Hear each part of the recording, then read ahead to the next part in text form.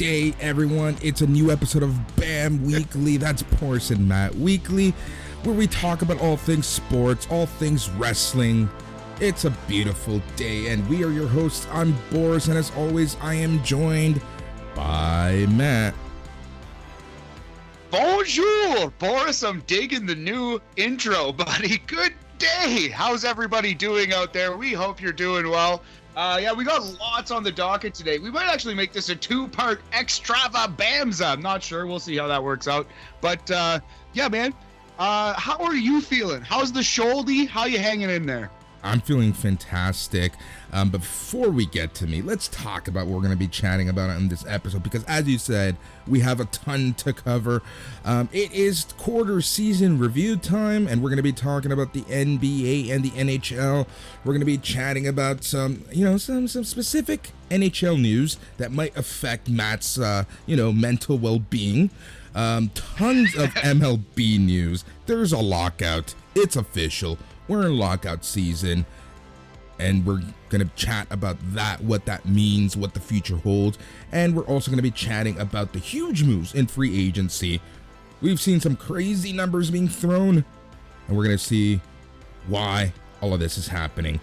And then we're going to just quickly touch on some NFL, because we have to. We should.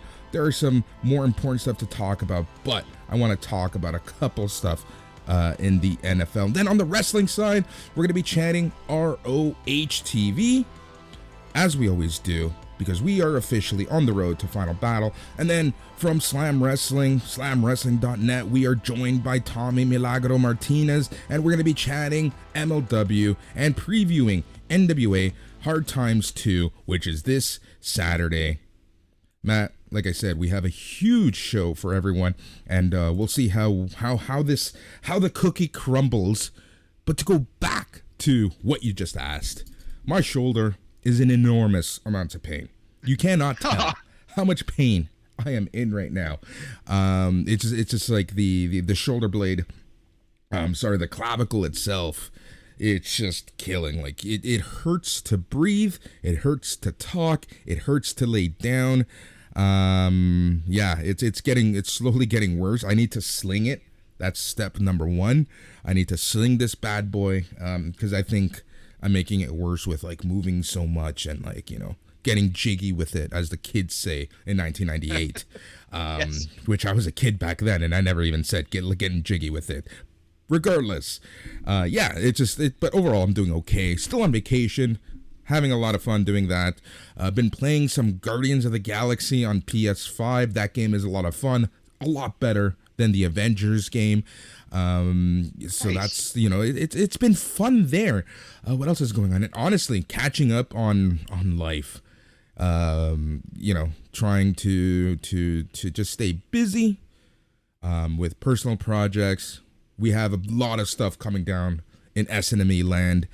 Some stuff we'll be talking about soon, but I think you and I are going to be a little extra busy over the next few weeks because we have some specials to record, some lists to list, and we have some prep for shows in the new year. We're also looking for ideas to do a proper wake, a funeral, as it were, for ROH. ROH is not dying. It's not going away forever, but it is drastically changing and has drastically changed already with the loss of Jay Lethal. And you see the ROH wrestlers appearing in all kinds of different promotions. So, yeah, we got to figure out a way to properly honor Ring of Honor. We will do that. Lots coming up in December, but man, I'm sorry to hear that you're in such pain, brother. You do got to get that slang, got to get that Midwest slang on, buddy. Yeah, and heal up. For sure. No, I will. It's just like, again, I know we talked about this last week, but there's just a huge backup for specialists here in Ontario, which just makes it hard to kind of do anything.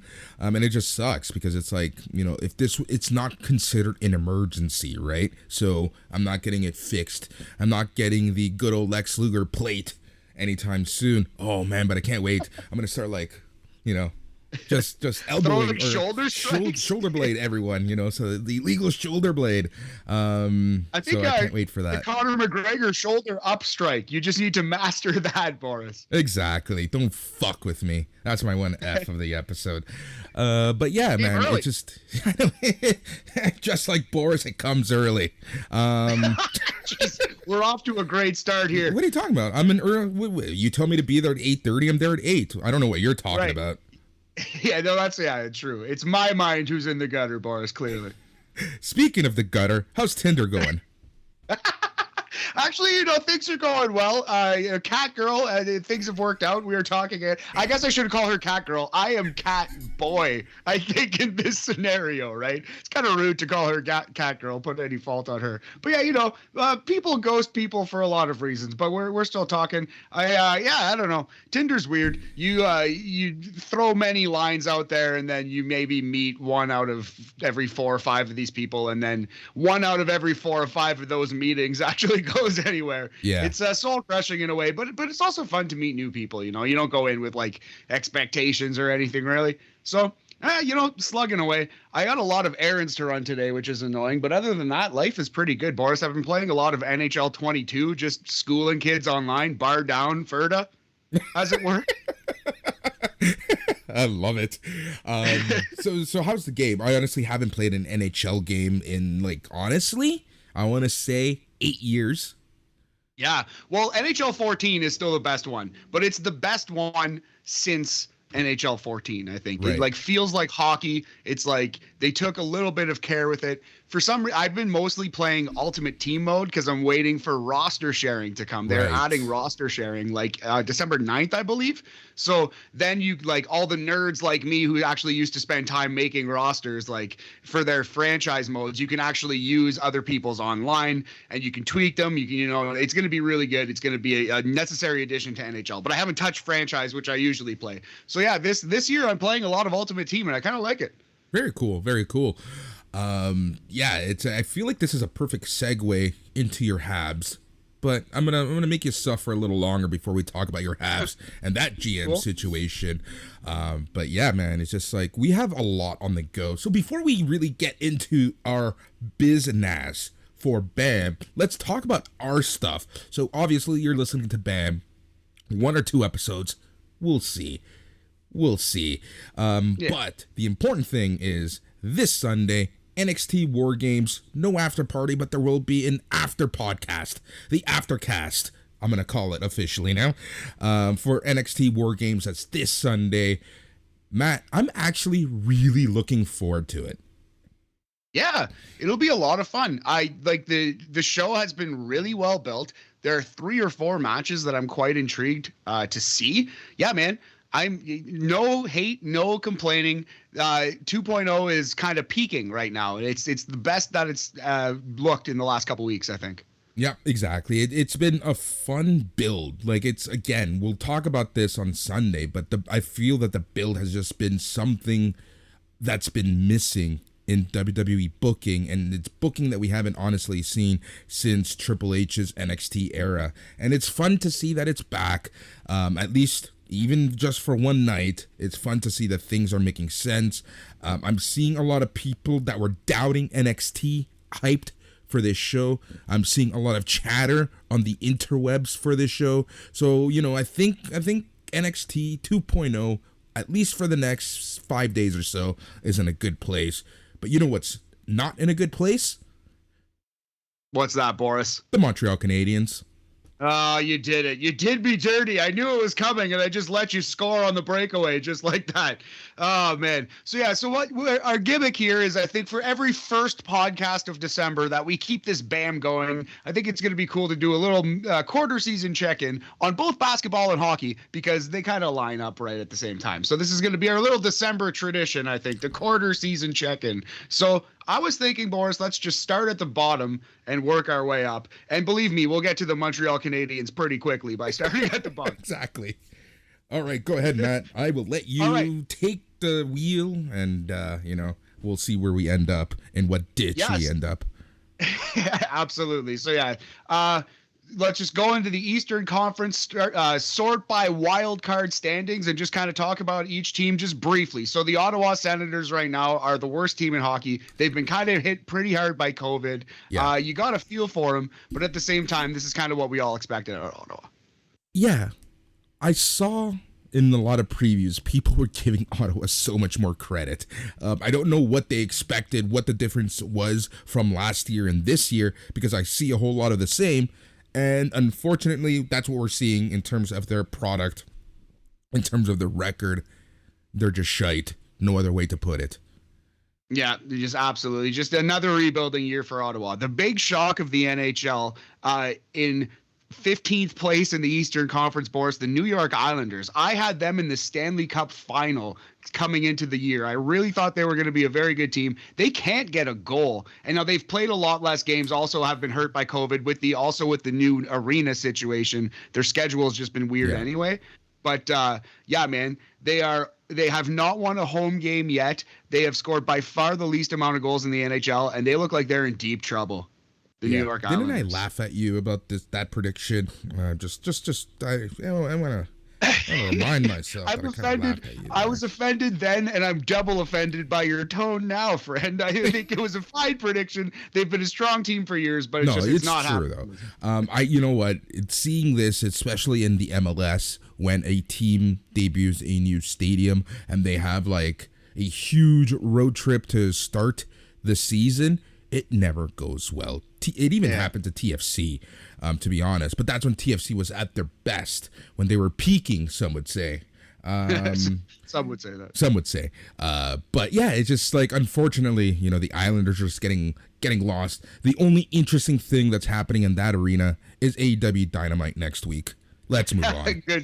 Good line. Loved it. All right. So speaking about falling apart at the seams, next up we had the Montreal Canadiens, firmly at the bottom of the Eastern Conference, 5 points behind even Buffalo. So that hurts. Obviously, it's not what you want coming off of the Stanley Cup run, Boris, but Bergevin is gone. Scott Mellenby gone. They're cleaning out the front office. I got to think that Dominique Ducharme's going to be fired awful quick after this season. The only reason he hasn't been fired yet is because we're tanking for Shane Wright, who will be the number 1 overall pick in the NHL draft. So yeah, really bad, disappointing year for Montreal, but I'm already fully given up and ready for Shane Wright. Let's go. Start the tanks. Right. So there's only one word to describe this year so far and the year that will be for Montreal.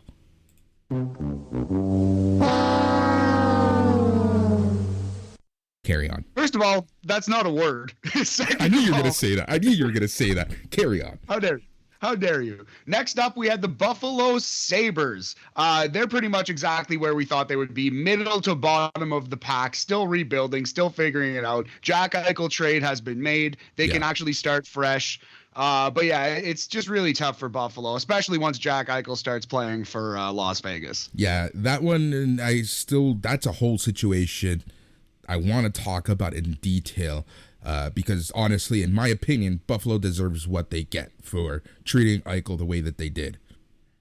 Yeah, 100% agree with you there, honestly. I have sympathy for Buffalo fans because they're amazing fans, but very little sympathy for the Buffalo Sabres organization. I have zero sympathy for their fans because their fans are also Bills fans, so let's move on.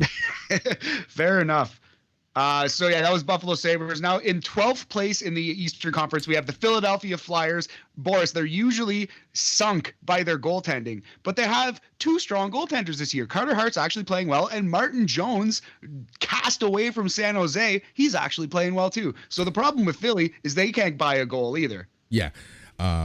It's kind of funny because like Martin Jones, a lot of people thought he was one of the issues in San Jose. Clearly not the case. Yeah, well, maybe he's found something in Philly that he didn't have in San Jose, because it's not like he was playing like a Vezina Trophy winner, but there were other problems. Yeah, in Sharkville, maybe it was just, maybe it's the niceness of the fans in Philly that, helps him build up his game. That must be it, Boris. I think you're onto something. So, so Philly was 12th, now tied for 10th in the East. We have the Boston Bruins, who are a little disappointing, and the New Jersey Devils, who are kind of a little encouraging. I think the Devils are a little bit ahead of schedule there, up in 10th in the East. We're a quarter into the season. Let's be realistic. Boston this is what Boston does now. They have a slower start and then they really pick it up, and also they have they're an older team at the end of the day as well, right? So let them play at their peak when it matters, and it matters come February and on. And in terms of New Jersey, man, they're surprising me, but I feel like reality is going to hit them really hard around the All-Star break. We'll see, but they've been doing it without Jack Hughes, and he's coming back, so it's very very encouraging for New Jersey. They can definitely make a late push. I think probably your second biggest surprise in the East, up in 9th place, just out of the playoffs, but with a lot of games in hand right now. The Columbus Blue Jackets, doing it without the bread man, doing it without Torts. Boris, They're still just a hard team, that tough, annoying team to play against. But outside of those obvious omissions, the team is pretty much still the same. So this year they'll be okay. Next year they might be okay, and then they're going to be the Atlanta Thrashers of the East. Yeah, you might be all right. You might be right on that one. But yeah, circle Boston, circle Columbus. They're going to be hunting around the playoffs all year, no matter what. So let's get into the actual playoff teams. The two wildcard teams in the East right now are the Pittsburgh Penguins, no surprise. Detroit Red Wings, humongous surprise. Boris, what about these Red Wings? Honestly, they've shocked me. I don't know what to make of it. I don't know if this is just like, early season luck or what. I haven't seen or watched too many of their games, but on a record where they sit, it surely does surprise me 100%. Yeah, absolutely. They're getting a lot of, they have a lot of young talent, like, Philip Zadina, among others, and it's deep. It's a deep prospect pool. So the Detroit Red Wings are making their rise, and maybe they won't make the playoffs this year, but they're a threat for the next 5, 10, 15 years to come. Like, Detroit is on the come up. So in the Atlantic Division, we have the Maple Leafs actually currently leading, the Panthers and the Lightning. Those are your top three in the East, in the Atlantic, and that, no surprise at all. That's the exact order that we predicted coming into the season right there. Oh, yeah, Leaf fans make me laugh because I love the fact that Leaf fans are gloating, saying, look at us, look how good we are right now. No one thought we'd be here, except everyone thought they would be here. The Leaf fans, oh man, I do have a soft spot for the Maple Leaf fans. No, actually, you know what? I shouldn't say that. I just know so many of them. Yeah. I kind of understand their plight, but like many of them are in my family. But boy, they're easy to hate. Boy, they really sometimes are. They 100% are. Like people who compare us to the Red Sox and the Yankees. I get it. I 100% get it. I'm not a Leaf fan per se, but man, Leaf fans are so insufferable. No, Sorry, Leaf you fans. said it. And Boris, here was your pick to come out of the East. The Washington Capitals currently leading the Metro division, the Metropolitan, with Carolina in second and the New York Rangers in third. And we got to think that Ilya Shesterkin is probably right now the Vezina candidate because he might maybe even be an MVP candidate. He is the reason why the Rangers are there. 100% agree with that assessment there. Like, yeah, like if I was going to award that today, it would 100% go there. Like, it's just crazy. But again, nothing really is surprising out of those three teams. No, I think that it's pretty much what we expected. I had Washington, Carolina, and New York. It was a different New York team. We don't need to get into specifics, Boris. But so I picked the Islanders to come out of the East. Clearly, I was wrong. I would jump off that boat, but I put my money down, so that's what it is. You picked Washington. I think you're pretty comfortable with that pick. Pretty happy with it. For now, right now, yeah. We'll see. Again, like it scares me because they are similar to Boston. They are an older team and they're peaking right now. I don't know if they can go the full 80 games plus a 2-month playoff. That's a really good call. Time will tell. All right, so let's do the same gimmick in the West very briefly. The Arizona Coyotes, they suck. They might move to Houston. Let's move on. Chicago Blackhawks, huge scandal. Can't really be surprised that they're at the bottom. And fuck Chicago Blackhawks, that is.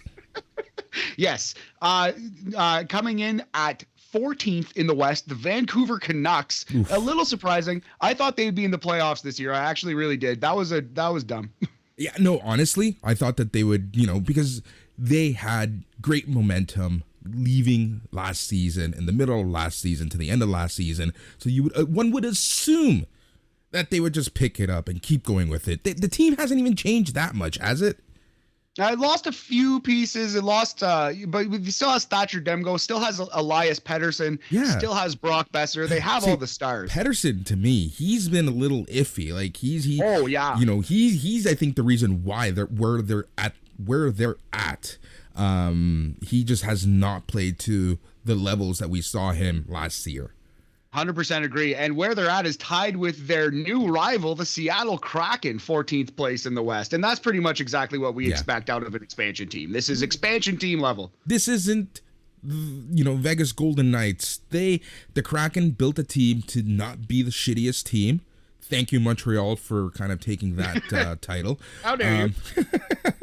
But reality is that, they built a team that's going to be big in the free agency market at the end of the season and at least be respectable and have a run into the playoffs if they can make it. And that's all you can ask for. You're never going to see the Golden Knights type of draft selection for an expansion team. No, it was a combination of arrogance and ignorance from GMs who set the expansion rosters, and also excellent luck by Vegas to just hit on that perfect combination. So those 4 teams in the West, Seattle, Vancouver, Chicago, Arizona, they basically have no chance of making the playoffs. Everybody else is still very much in it. In fact, only 2 points separate the Los Angeles Kings from the Dallas Stars, who are actually in the playoffs. So let's just talk about this muck of wildcard teams all en masse. We got Los Angeles, Colorado, Winnipeg, Vegas, Dallas, and San Jose. Some huge shocks in there, most notably San Jose. And honestly, Colorado, because Colorado should be winning their division. What's going on there? Exactly. Didn't we pick them to win the West, or at least go far? We picked them to win the West. I believe I picked them to win the Cup. Did you pick them to win the Cup too? I believe over Washington? I did. Yeah, I did. Yeah, I think we both picked them to win the West and to win the Cup, the Colorado Avalanche. We thought this would be the year with Darcy Kemper in net. But it's for some reason they just can't buy a victory. Although the goal differential is very good, they've played less games than a lot of teams. I think ultimately Colorado will be fine, and I think they'll be pretty close to the top of the Central Division. Yeah, again, it's still early on. I think that there is still a lot of time. And you know what's going to be very interesting, and I know we're getting ahead of ourselves because we don't know how the season's going to end, but that is Kadri's contract. Yes, because he is having a career year. As of right now, Nazem Kadri is looking amazing for Colorado. But, I mean, he's going to be way more expendable if they don't make the playoffs. Exactly. Right? Like, they need to start winning games along with Kadri's huge numbers. Yeah. But so that's a muck of teams. I would think Colorado's going to make the playoffs for sure. I would say Vegas and Dallas probably, I would feel pretty confident, are going to make the playoffs for sure. Yeah. I'm still going to go with the Kings from that group of teams, not just because the Kings are the best, but because they're a scrappy team, man. The Kings are scrappy. Oh yeah. The Kings can get a good win when they really want it. Like I know that's the most cliche thing I've ever said in my life. My God. But they're a scrappy team is what I'm trying to get at. No, they're definitely they're tough out for sure. You know what hurt the Kings a lot was Quentin Byfield going down. Though he's only 19, he was going to be their second or third line center. Penciled in all those minutes. They had to find a replacement, and he's coming back soon. So the Kings are looking all right. The Kings are going to be taking a bite out of the competition. Owned. So the San Jose Sharks, I think, are going to fall out, but they're right now leading the wild card standings. I think, the Sharks, speaking of bites and competition and such, the Sharks have definitely been a big surprise in the NHL as well. So the 3 playoff teams penciled in the Pacific right now: Edmonton Oilers leading the Pacific, Calgary Flames just a point behind, and the Anaheim Ducks, surprising. But John Gibson is always really good. They have Jamie Drysdale, who's an excellent young defender. They draft really well. Trevor Zegras is there. The Anaheim Ducks, don't get it twisted, they have a good team. Yeah, they do. 100% they do. Anaheim is a much better team than people give them credit for, obviously. Edmonton. What can we say about Edmonton? Connor McDavid is just like literally the most gifted hockey player like possibly ever born. Like obviously you could say Wayne Gretzky is the GOAT, but in terms of pure talent, in terms of the speed he skates at, like it's cliche to say this too, Boris, but if you put Connor McDavid in the 1940s, he would score 700 points in a season. Yeah, 100%. It would be absolutely filthy and mental. So yeah, so obviously the Oilers will come and go as Connor McDavid does. So in the Central Division, we have the Minnesota Wild, 31 points. They're a big surprise too. They're looking like a safe playoff team. Boris is shaking his head. I called it. I called the Wild. Remember? I told you the Wild were going to have a good season. You did say that they were a playoff team and they would have a good year. I just think leading the Central at this stage is pretty aggressive. 15-6-1. That's a sparkling record for the Minnesota Wild. Yeah, man. Yeah, boy. It's all nothing. Yeah. Let's Minnesota Wild, St. Louis Blues, and Nashville Predators are your current playoff teams in the Central. Nashville, I think they're going to fall out. I could see Dallas being the team that kind of leapfrogs into the Central there. Yeah. Those Nashville, we kind of predicted out of the playoffs, if I recall. And I do still think it's going to happen. But is Dallas going to make it? Yeah, I think so. I think you're onto something there. Lots of talent, 3 or 4 good goalies. They got a great back end. They got Tyler Seguin out there. They got some talent on the offense. Rupe Hintz, I really love. He's just like a little firecracker. Yeah, so that's the NHL. I think I still have faith in Colorado to win it at the end of the day. We're still very early, but the Islanders look like they're mathematically, I don't even know if they can make the playoffs. They look like balls, Boris. Yeah, 100%. Yes, you're right. All right, quick segue. Speaking of balls, let's do the same gimmick really quick with the NBA. Just starting with let's start with the Eastern Conference again. These are the 5 teams who are out of the playoffs at this moment who wouldn't make the play-in tournament. We got Detroit, Orlando, Indiana, Philadelphia, and our beloved Toronto Raptors. So I do think it's pretty safe to say Detroit and Orlando are out. Indiana looks pretty bad. And sadly, I think the Raptors are out this year too. I think the Raptors are lotto bound. Yeah, I think so too. Their home record is a testament to how bad the season is actually going to end up being. I think they're 2-8, 2-9 at home right now. That's pathetic. That's so bad when you consider how good they were at home. I think they have the best home record over the past 7 years. And then, it's ridiculous. But we knew this year was going to be tough. We knew this year was going to be a quote-unquote soft rebuild. And that's exactly what we're seeing right now. I have all faith in Masai. Yes, 1,000%. Look at the Scotty Barnes draft pick. Unreal. Okay. But yeah, Rookie 2-8. Rookie of the year, calling it now on BAM. 100%.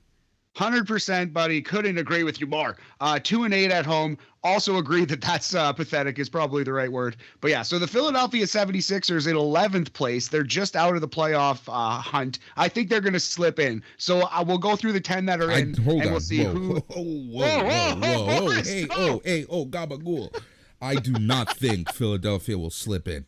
What I predict to happen is Ben Simmons is going to need some cash. So he's going to come back, and he's going to be a cancer to that locker room.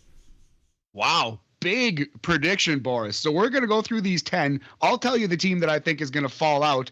And, man, you might be right. Ben Simmons is going to want a quick influx of cash. Good call on your part, buddy. So in 7th place, the Atlanta Hawks. 8th place, Boston Celtics. 9th place, Charlotte Hornets. 10th place, New York Knicks. They're all safely in the playoffs. Those are all really good teams. Yeah. I think, honestly, we're not going to see too much change. Unfortunately, the teams that are at the bottom, I just see maintaining their pace of being shit. And the teams, 10th and up, they're just going to maintain their pace. I don't think we're going to be seeing a lot of change in terms of who's in, who's out. I think we are going to be seeing more changes within the top 4 or 5. Yes. So here's the one that I think is going to fall out. The 6th seed right now are the Cleveland Cavaliers. I don't see them making the playoffs. I think Philly will pass them. I think everyone will pass them. No, I think they're going to end up in 10th. That's what I mean. I think they're going to fall out enough, but or not enough to lose out on a playoff spot, but enough to, not be so good where they have zero. They don't deserve to be there whatsoever. Agreed. Except for the Phillies taking someone's spot, but other than that, I agree with you, buddy. Anyway, I don't think no, Phillies not going to take anyone's spot. Well, we shall see. Maybe we should bet a pitcher on it or something. I still owe you a pitcher or two. Yeah, beers? you do. You owe me a couple beers, yes. So yeah, Miami Heat 5, Chicago Bulls 4, Milwaukee Bucks 3. All of those teams are playoff teams. We all expected them to be there. Even the Bulls, who didn't get enough love preseason, we both loved the Bulls coming into the year. There's two things I want to bring up, and they're both former Raptors. Number one, Kyle Lowry having an amazing season with Miami. So happy to see. Number two, DeRozan doesn't get the respect he deserves in the NBA.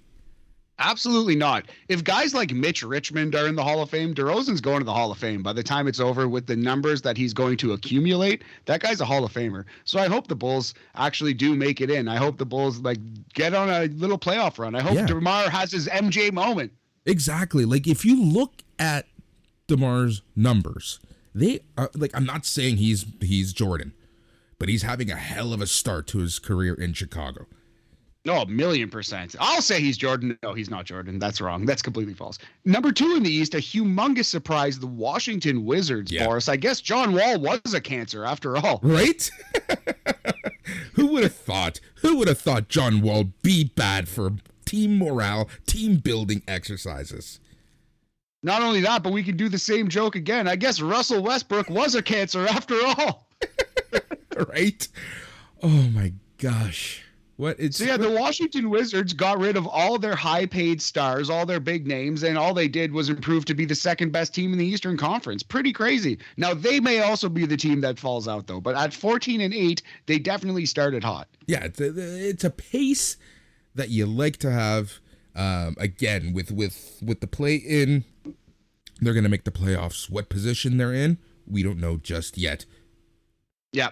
And then Brooklyn, obviously, we're going to be first in the East. They have an unreal roster. They don't need Kyrie Irving, but they might get him back. Who knows? Brooklyn doesn't win the championship, I will be shocked. Yeah, same. They're definitely the odds-on favorite. There are 2 teams in the West who can knock them off. We'll talk about that. But yeah, so let's get to the West real quick. The 5 teams who are out, and we nailed 4 out of 5 of these, Boris. Houston, New Orleans, Oklahoma City, San Antonio, and Sacramento. For some reason, we had too much faith in the Kings, Boris. We just have a soft spot for these Sacramento Kings because we grew up loving the Stojakovic and Divac teams. Or you hated them, I guess, because you're a Lakers fan, but you respected them. I love those teams. I picked them a lot in NBA Jam. Let me tell you that, my friend. That was my NBA Jam. My Jam NBA Jam. My NBA Jam squared. My Jammer Jam for NBA Jam. But seriously, I like it. The Kings. I think they were all hits. The Kings, I don't know. Maybe were we drunk when thinking this? Seriously, they're just still shit. I don't know how else to say it. I just love De'Aaron Fox. I want him to win. He was a pretty good player in college. I've loved him his entire career. But yeah, I hope he gets out of Sacramento at this point. The team that we thought was going to be out, but are in, Minnesota Timberwolves, looking pretty good. Karl Anthony Towns actually might have just gotten injured though last night. While I have faith in the Minnesota Wild, I have zero faith in the Timberwolves. I think that's fair. So here are your play-in tournament teams in the West as of right now. I think this is pretty much going to hold true. LA Clippers, Portland Trailblazers, Denver Nuggets, Minnesota Timberwolves. Yep. I think those are the 4 teams that we kind of penciled in for the most part. I have no further comments there, to be honest. Yeah, same. That's pretty much exactly where we saw them. Boris, here, defend your boys, Los Angeles Lakers. I'm not defending them. What did I say, my friend? You had them winning the West. You put them as this all-star team. Oh, they're going to win. Oh, they're so good. What did realistic Boris say? They're going to squeak in the playoffs, but they're going to be the team to beat in the playoffs because this Lakers team is built for the playoffs. Yeah, well, you're completely right. I thought that Russell Westbrook and Anthony Davis might have helped LeBron take some of the weight off, but it turns out that Russell Westbrook, he's not a winning basketball player on his own. He's an entertaining, he's an incredible talent, but the proof is in the pudding. Yeah. The other thing that is kind of hurting the Lakers is LeBron himself. I think he really needs to just take a step back, shut the F up, and focus on basketball a little bit more. Well, you're saying it as the Lakers fan, not me. But yeah, so are you telling LeBron to shut up and dribble, Boris? Is that what you're saying? No, I'm just kidding. I don't want him to punch me. I would rather step up to Cody Rhodes' face than LeBron James. Let's just say that. I think that's pretty safe. I think LeBron James would beat Cody Rhodes in a fight. I think we can all agree. So yeah, the 5-4-3 seeds in the West in the NBA: Memphis, Dallas, Utah. That sounds about right. Sounds about right to me. Yep, exactly. Utah. I think that Utah's looking good. I've seen a few of their games because I don't sleep, and then they always air their games. Utah's good. I like Utah a lot. Absolutely. And let's talk about the two powerhouses in the West, the Golden State Warriors, and on a 17-game winning streak, the Phoenix Suns. They started 1-3, and they've won 17 in a row, Boris. Yeah. I don't know what to say about the Phoenix Suns. They've been showing signs of being great, but not this great. And Golden State, they're back. They're healthy. This teams to like each other. And let's be honest, the entire organization feels like they have something to prove after the demise in 2019. Yes, absolutely. And yeah, I do think it's worth noting. You pointed out that the Raptors' home record was probably the best of the last 5 years. It's got to be other than Golden State, who never, ever loses at home. Yeah. They're 11-1 at home this year. So both the Suns and the Warriors are 18-3 right now. And it pretty much looks like we're going to get Suns versus Warriors. Winner plays Durant in the finals. And that's just that. That is just that. Saying that, because I think we're onto something there. Does that hurt the season? Like, does it? Do you still care about watching the NBA knowing that it's going to be one of those three teams winning in June? It's always like this, though, right? So it's hard to say, like, yeah, it does. It does. I think ratings are dropping. I think it's proven that it hurts the product a little bit. But at the end of the day, you do like the super teams. Like, it makes the playoffs better once they actually get there. Yeah. So to me, it's a necessary sacrifice. This is how basketball's pretty much always been. And yeah, it doesn't bug me too much. But to answer your question, yes, it does hurt my interest in the season. Obviously, it would have to. It has to. Yep. You know what they need? A golden egg. It's the only way to save this product now. Exactly. Inside wrestling joke for you, sports fans. All right. Yeah. Speaking of insane billionaires, do you want to talk about the MLB lockout? All right. So before we talk about the lockout, I think we should talk about the insane free agent market that's been happening. Yes. And we're going to talk about why we think some of these deals have been made the way that they are. So let's talk about the free agent market. Toronto Blue Jays lost out on a few big names. Doesn't really surprise me at the end of the day, but they also are investing into their future. So let's talk about some noteworthy signings so far. So last night, Chris Taylor, infielder for the LA Dodgers, re-signed for 4 years, $60 million. Rich Hill signed with the Boston Red Sox, 1 year, $5 million. You have Yan Gomez, Chicago Cubs catcher, 2 years, $13 million. Marcus effin Stroman, Chicago Cubs, 3 years, $71 million. What a big ticket. I'm not surprised it didn't happen, but Boris, I got to be honest with you. I was kind of cheering for Toronto to bring Stroman back. No, I like Stroman. Yeah, except for the fact that he's a cancer in the clubhouse. Yeah, that's what they say about him. But yeah, so I think we need to shout out the Texas Rangers making humongous moves, signing a huge infield, Corey Seager and Marcus Semien.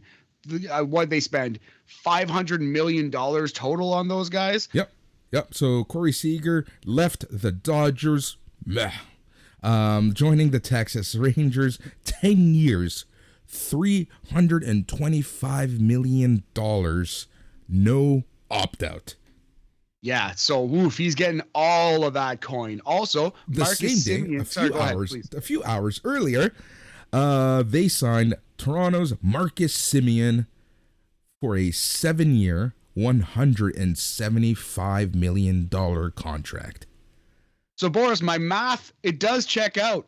$500 million spent on an infield this year for the Texas Rangers. That is going all in if I've ever seen it. Yeah, they're taking the Tony Khan approach of trying to win at sports and win at fake sports. It's just crazy, like, honestly, like what they're doing. They've also signed pitcher John Gray, 4 years, $56 million. It's crazy what they've done. But like I mentioned on earlier podcasts, you still need other position players because they had 9 shitty players. Now they have 7 shitty players. Yeah, exactly right. So it's they have holes to plug in, but we're going to see. Like, that's obviously a humongous start. So the Blue Jays lose Robbie Ray, Boris, but they signed Kevin Gausman. How does that work out in your head? Do you think they came out above? Did they lose out on this transaction? How do you feel? Okay, it's kind of funny because I feel like we got rid of a inconsistent player up until last year when he was a dominant pitcher in Robbie Ray. And we got a inconsistent pitcher up until his career 2021 season, going 14-6 with a 2.81 ERA, 6th in the National League Cy Young voting. Not bad for 30 years old. I honestly feel like we went 1-for-1 in this move, and that is Toronto signing Kevin Gausman, 5 years, $110 million. And I do feel in my heart of hearts that the Jays just didn't want to wait on a decision for Robbie Ray because, with the looming lockout happening, I think that they really just wanted to make a deal for someone before the lockout, and they didn't want to wait on Ray.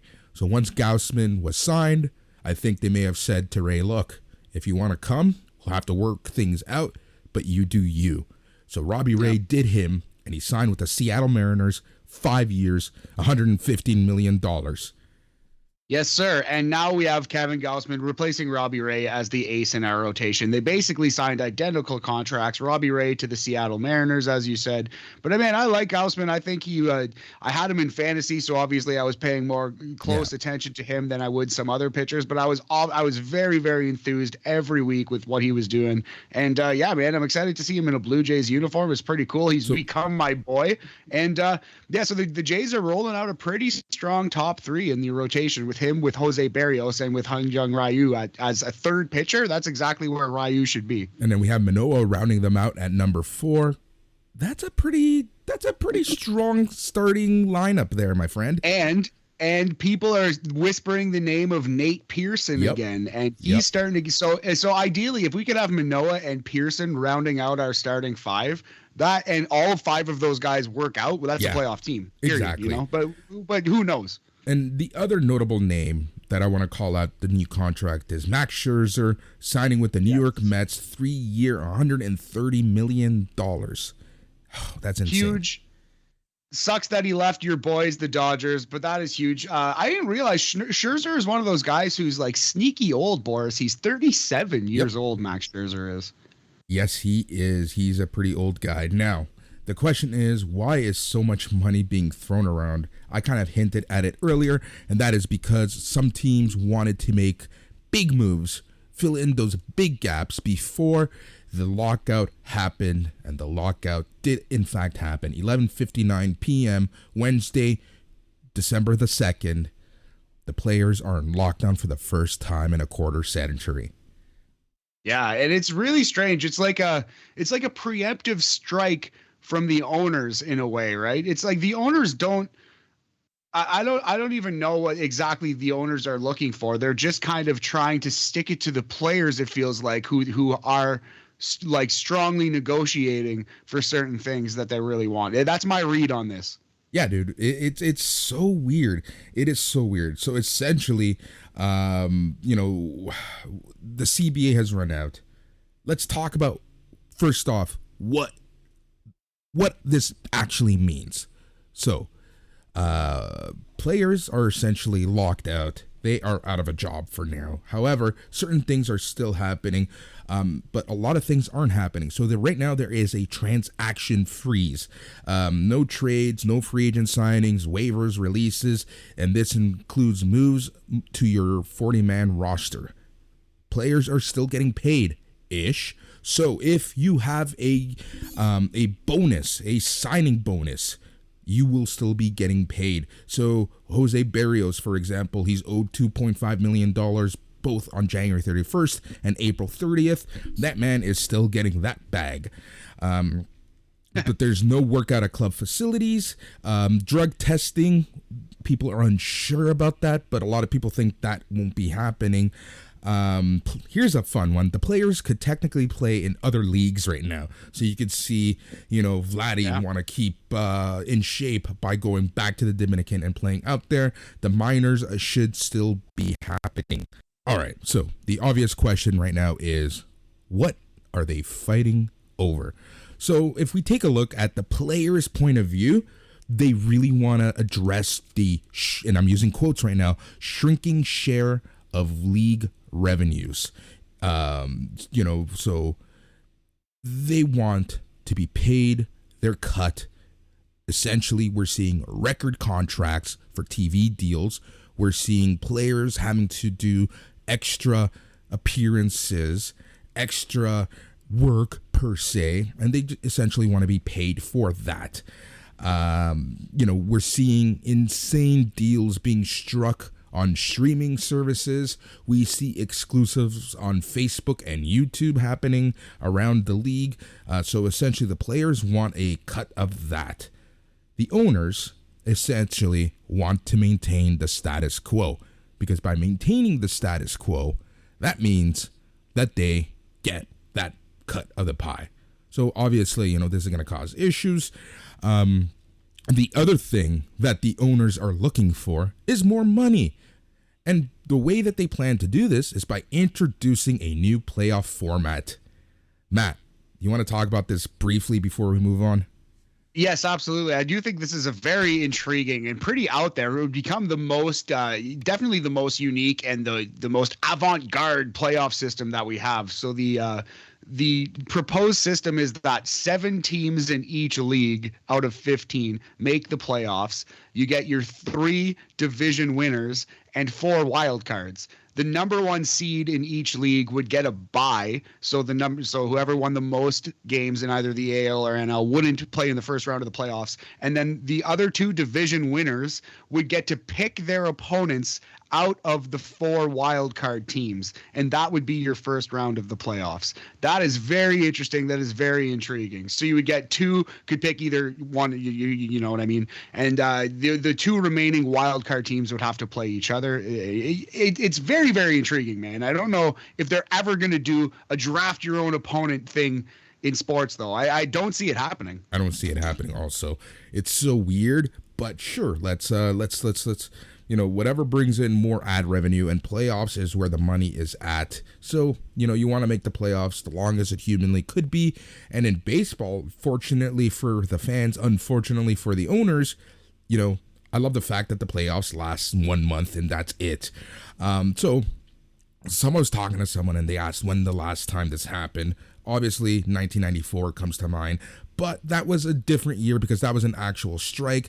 The last time, 1990 had a lockout, and we didn't lose any regular season games, but the preseason and spring training was massively compromised at that point, meaning that, players kind of went in cold.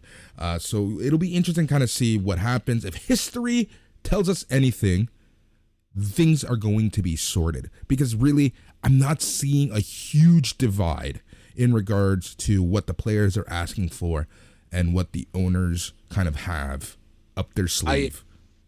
I agree. I don't think the divide is huge enough to lose any games, but I do think that the MLBPA is pretty pissed off about this, for lack of a better term. I think they're offended. I just wanted to read a brief snippet of this statement that they released Thursday morning here.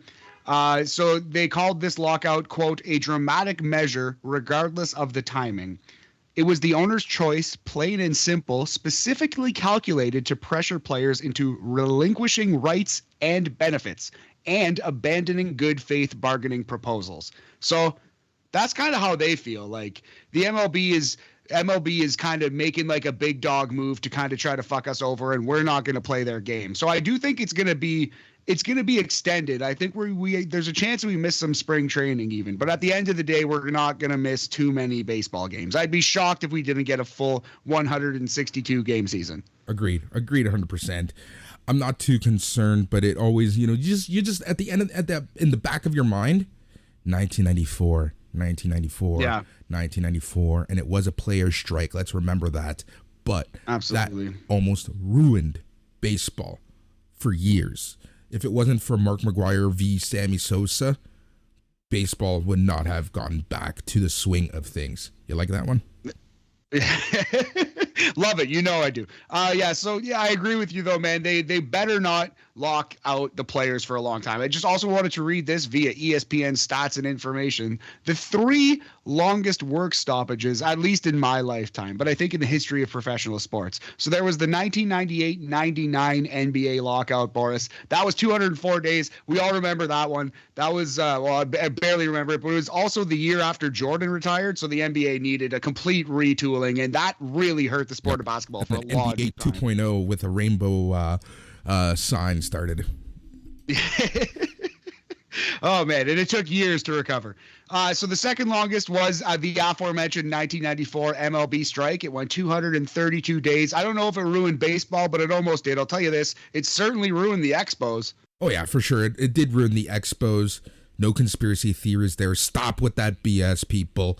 It just, there was a lot of things in 1994 that both sides wanted, and they went into strike, and that was that. Anyway, and what was the third longest one? I know what you're going to say, but let's tell our listeners. Yeah. I was counting up. The longest one, number 1, was the NHL work stoppage, 2004-05, lasted 310 days, drastically hurt the sport of hockey, and it's only now starting to recover. And it drastically improved the sport of poker. Yes, it did. Poker ratings through the roof, especially in Canada. But yeah, so my overall thesis and the point of me reading that out is that once you hit like the 200 game mark, Boris, you are doing long-term damage to the sport. Yeah. So keep that in mind. Keep this in mind also. This just goes to show you how the owners were already thinking ahead.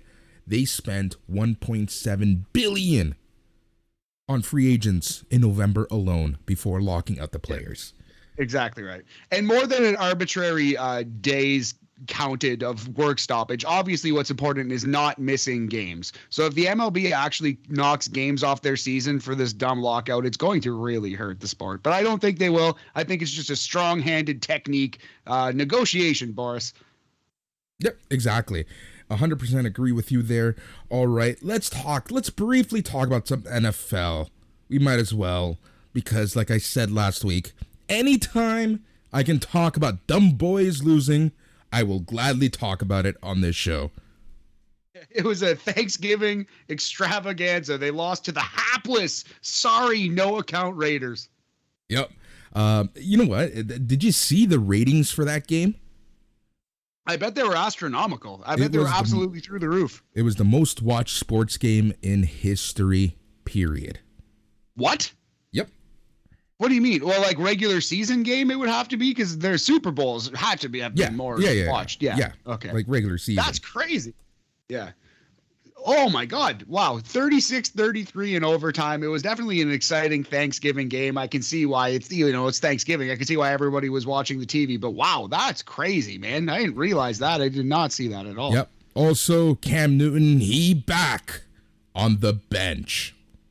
Yeah, that's the end of that chapter. At least our Miami Dolphins ended the Cam Newton. Also, any longtime listeners of BAM will know that I traded for Christian McCaffrey in my fantasy league. Officially, that was a mistake. I shot for the moon and missed, Boris. If you're a Hearts player, I shot for the moon and took in 25 points instead. Yep, that was that hurts just a little bit.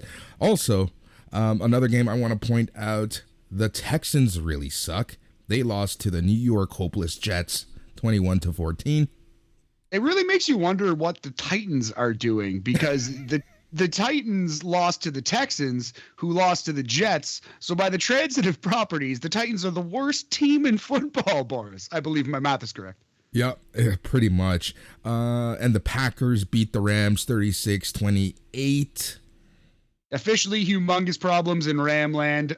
It's been said that they're a soft team. There's a team full of egos there. I don't know what's going on, but they have the most talent in the league. I'd really like to see them figure it out. You cannot build a super team in the NFL.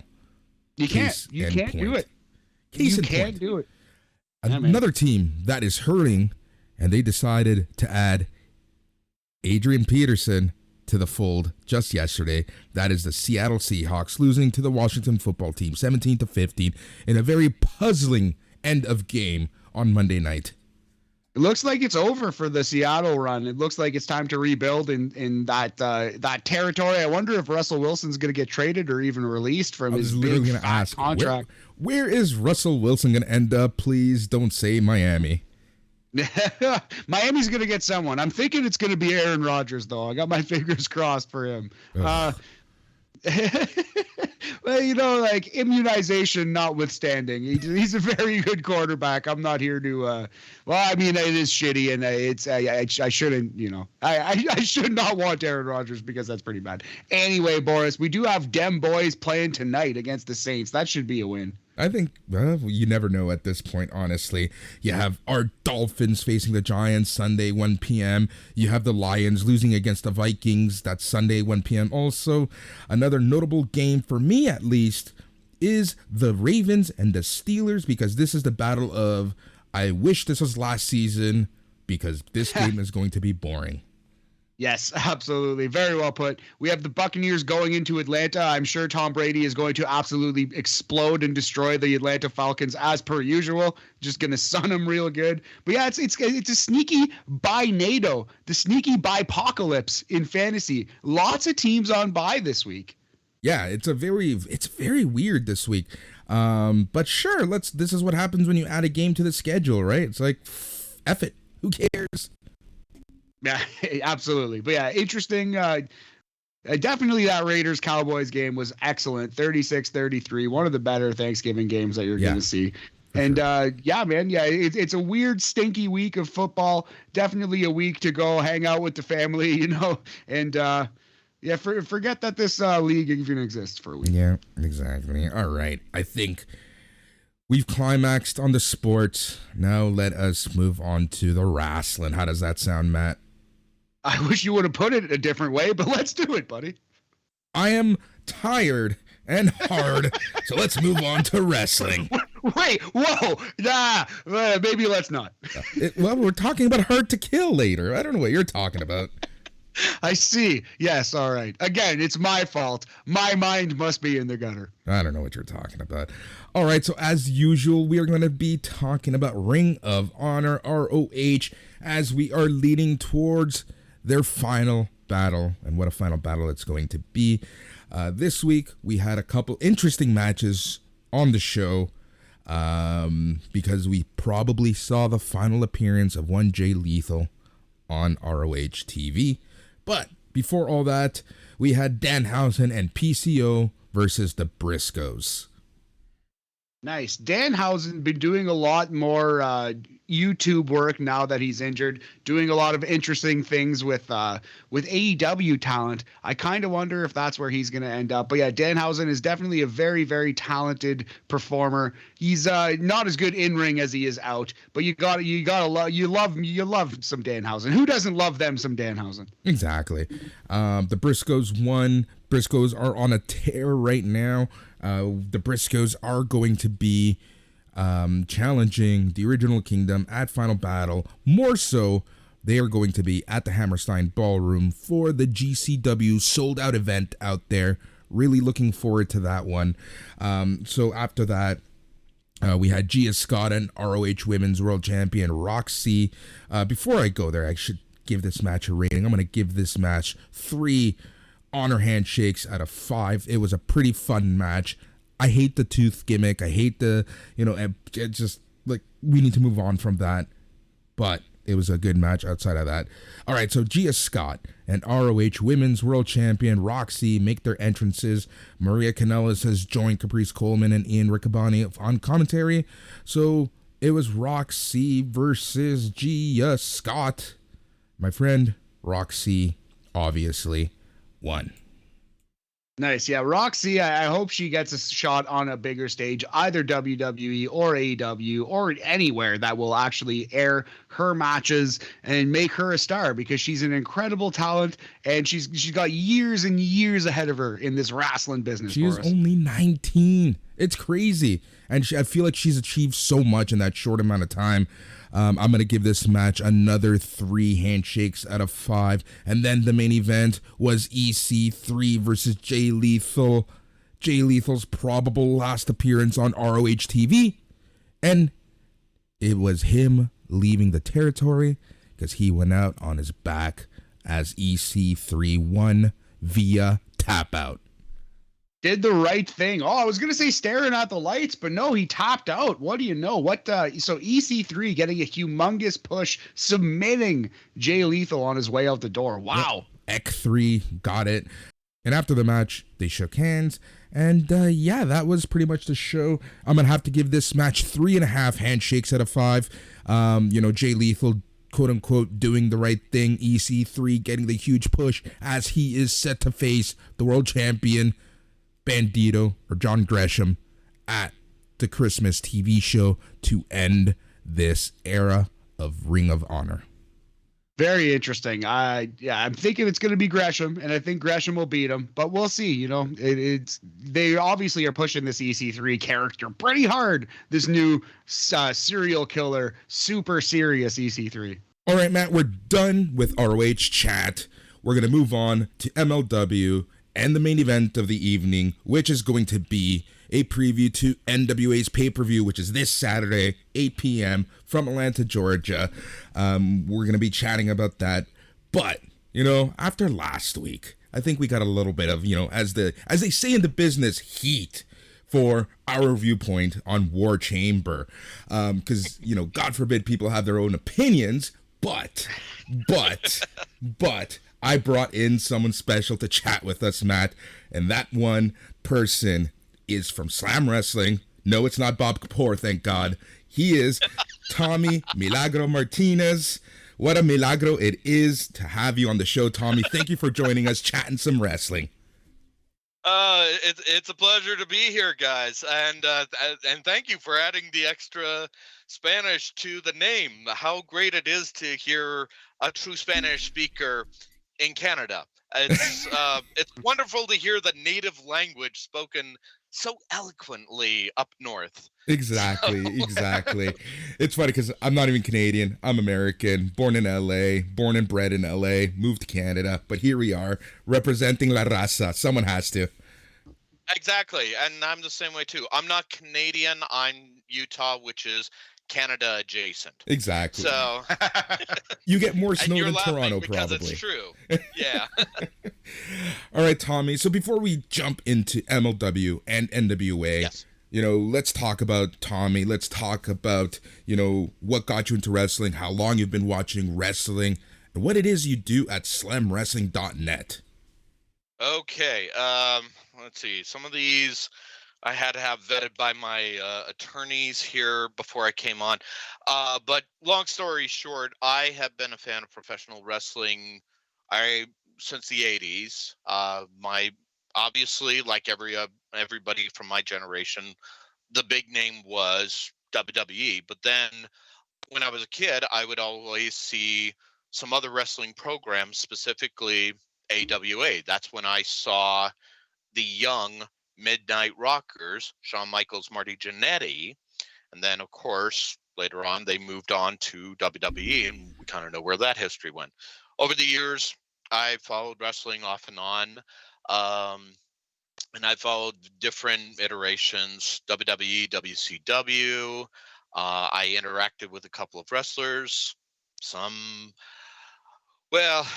Again, attorneys have forbidden me to speak on that part there. But what finally got me into wrestling is I had time in my schedule. Thank you for firing me, Oracle.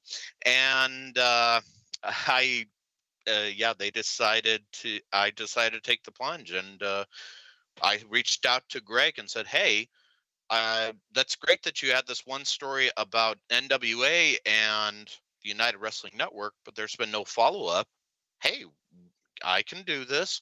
I've done some writing before on a local wrestling outfit in Utah, and they they took a chance on me, and I've been going strong ever since. I've mostly been focusing on the NWA, and recently I've been doing Major League Wrestling because that's a nice alternative to some of the other programs like AEW, WWE, and sorry for saying this, Ring of Honor.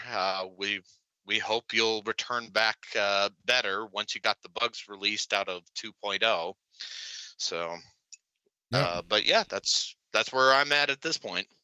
Excellent. Thanks so much. Yeah, I love the relationship that us at Sunday night's main event have with Slam Wrestling. We have Bob Kapoor every time we talk about Impact because he like I always say, he is the last Impact fan standing. So, and I love having that viewpoint, especially when we talk about something like MLW, especially NWA, because I find that both of those are kind of like they have this niche fan base, but the whole point of BAM, of Boris and Matt Weekly, is really to talk about and get the word out there and try to get people to watch stuff.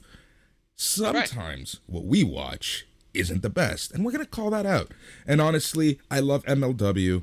I want MLW to succeed, but their War Chamber match, at the end of the day, I think people just latched onto the fact that we gave it 1 star. I think people latched onto the fact that we just didn't like it. Now, let me highlight, it came down to the production of it. It came down to, at the end of the day, the match length was so short once all the competitors were in the ring that it kind of felt useless but this is a universal issue with war games, War Chamber matches, is that the setup sometimes is so long that by the time the match starts, you're exhausted, you're tired, and so are the wrestlers. And that, it is what it is. So between those 2 points, and the third point was, you could have skipped the entire War Chamber match and had Contra explode in another way. And that's ultimately, if you can completely remove the entire match and have the end result still happen, to me, it just, there are other ways to get there. And unfortunately, the entire point of War Chamber for me was, okay, to get Alex Hammerstone kind of over. He beats all of Contra. He did what he wanted to do. He did what he set out to do. But it came down to the explosion of Contra. Tommy, talk to us about War Chamber. You really enjoyed it. You spoke well about it at Slam Wrestling. How did you see it? There's a phrase some local movie critics in Utah utilize, and I'll use the same whenever I write. You buy the bit, you buy the premise. And that's the way I look at it. Now, let's go back a little bit. Let's get deep into this, and that is, War Chamber was originally War Games by MLW when they restarted back up around, I want to say 2017 or so, but they didn't own the rights, which, by the way, for everybody listening, may I highly recommend a good copyright lawyer. It's very important to protect that.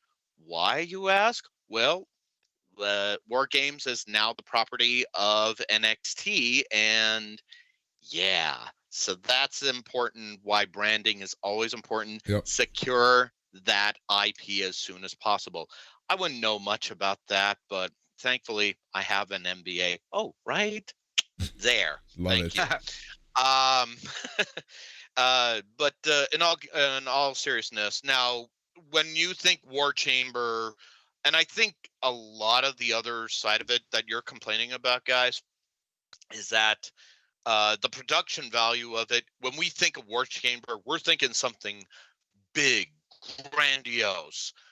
But you got to keep in mind, this is in the ECW arena. So this was basically, and I think I called this out here, this was just a basic steel cage match with a fancy name and barbed wire on top. But again, and I wrote about this, you buy the bit, you buy the premise. Now, that said, this match took the entire show. And in fact, if I don't have the timing, but I want to say it took about the entire 35 minutes of that broadcast there. And you're right, it should have been a little longer. There's some things you could have cut out, the 5150 vignettes, the all this and that. But I think and it probably was a lot longer, but you also have to consider that, as we both know, when you're in a wrestling match and it's going to be airing for TV, some things need to be edited out. So I was more focused on what the tone of the match was, what the emotion was going into the match. And I felt like in that aspect, it achieved. Now, the guys that came in, they hit their spots, and then, you moved on to the next spot, and it was just fast, rapid pace.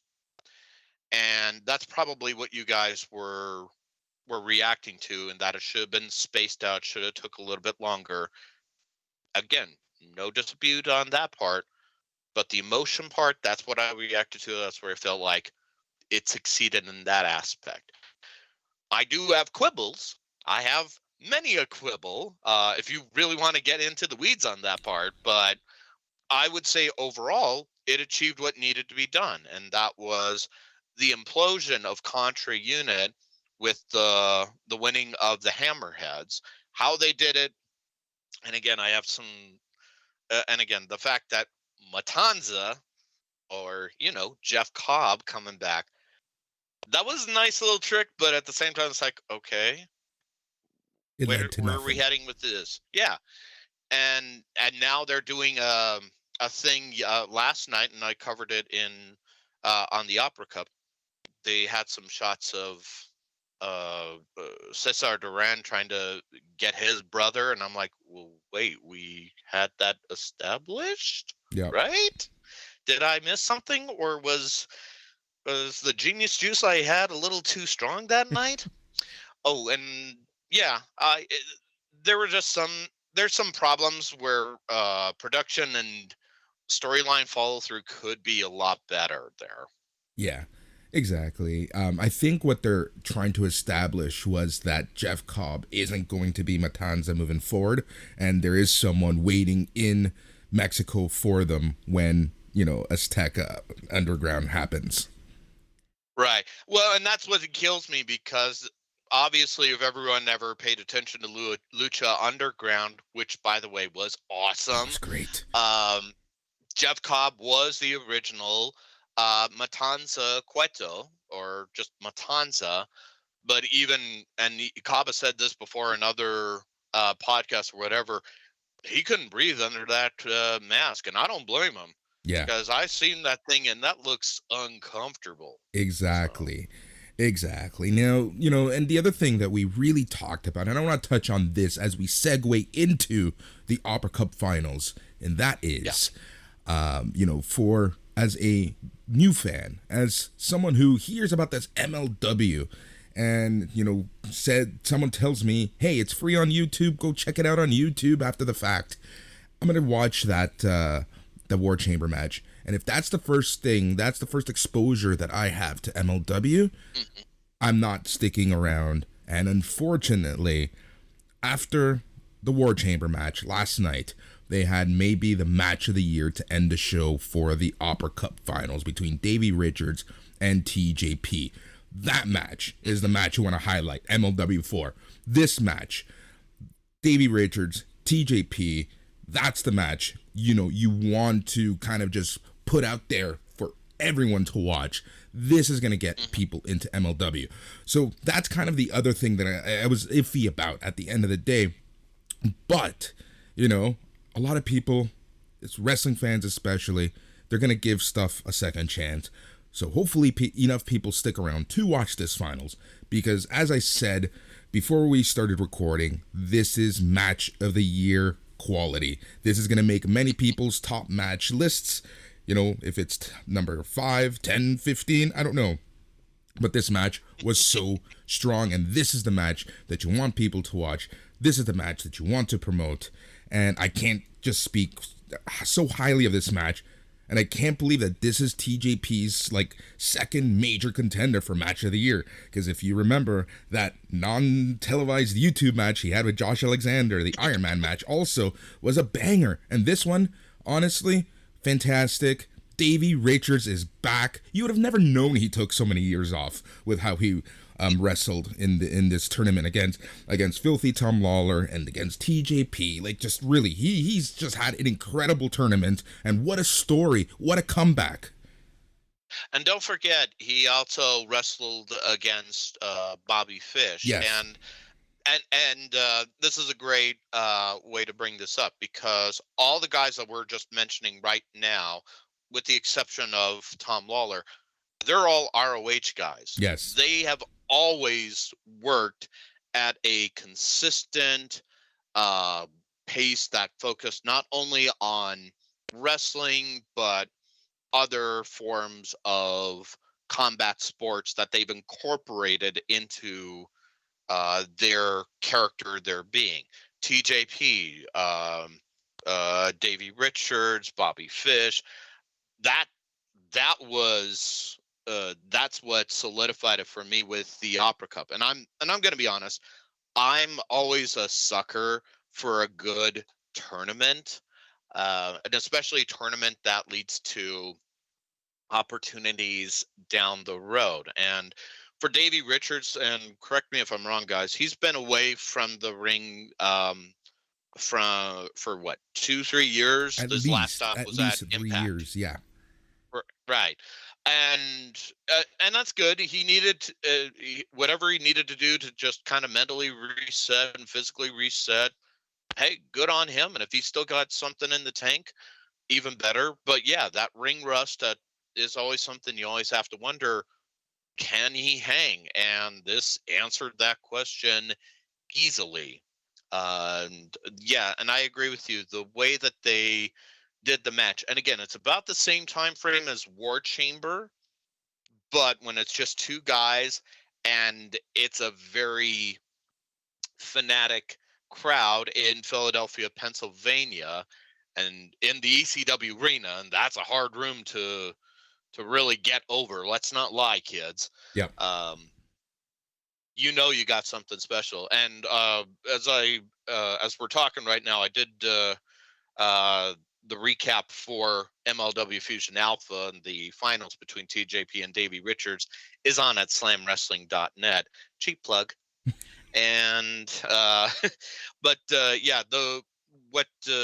Davey Richards said at the end, and I try to record those little promos verbatim if it feels like it's going to capture a crowd. You can watch it on YouTube, you can find it somewhere else, great. But to read it and just absorb what was being said, that's when you know you got something. And Davey Richards has always been no nonsense. Yeah.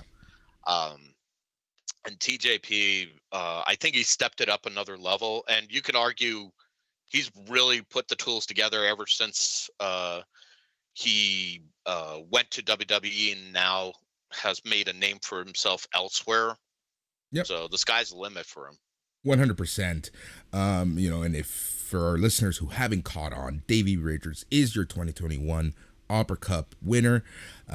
Just an amazing promo at the end of the tournament to really encapsulate his return and what wrestling means to him. And I'm stealing this direct from Tommy's slamwrestling.net recap, and he says this: "We've known each other forever, Philadelphia. I look around this awesome MLW audience. I don't see fans. I don't see a paying customer. I see the only family that I have ever known. You were there when I was a young guy starting out. You were there when my family died. You were there when I became world champion, and you are here when I have won the Opera Cup. It was told to me in the back that I should dedicate this to someone very special to me. But me being Davey Richards, I don't exactly follow the script now, do I? So this one is for you, Philadelphia. Because you were there through thick and thin, as long as I'm able to, I will step in this ring, and every goddamn night will give you every penny you spent. This hunt never dies. And again, just an awesome way to end the tournament and to say, look, I'm back and I'm here to stay, because as it was reported on Sunday night's main event with Jason Agnew, Davey Richards has signed a deal with MLW to stick around for a while. So, this just encapsulates everything so well. A great return, and I think we're seeing something very special with Davey Richards right now. And that's the thing I do like about MLW. And this is the way I have been looking at this, and I'm going to be I'm trying to formulate a piece about the subject in the wake of RoH, and I'll probably do it after Final Battle.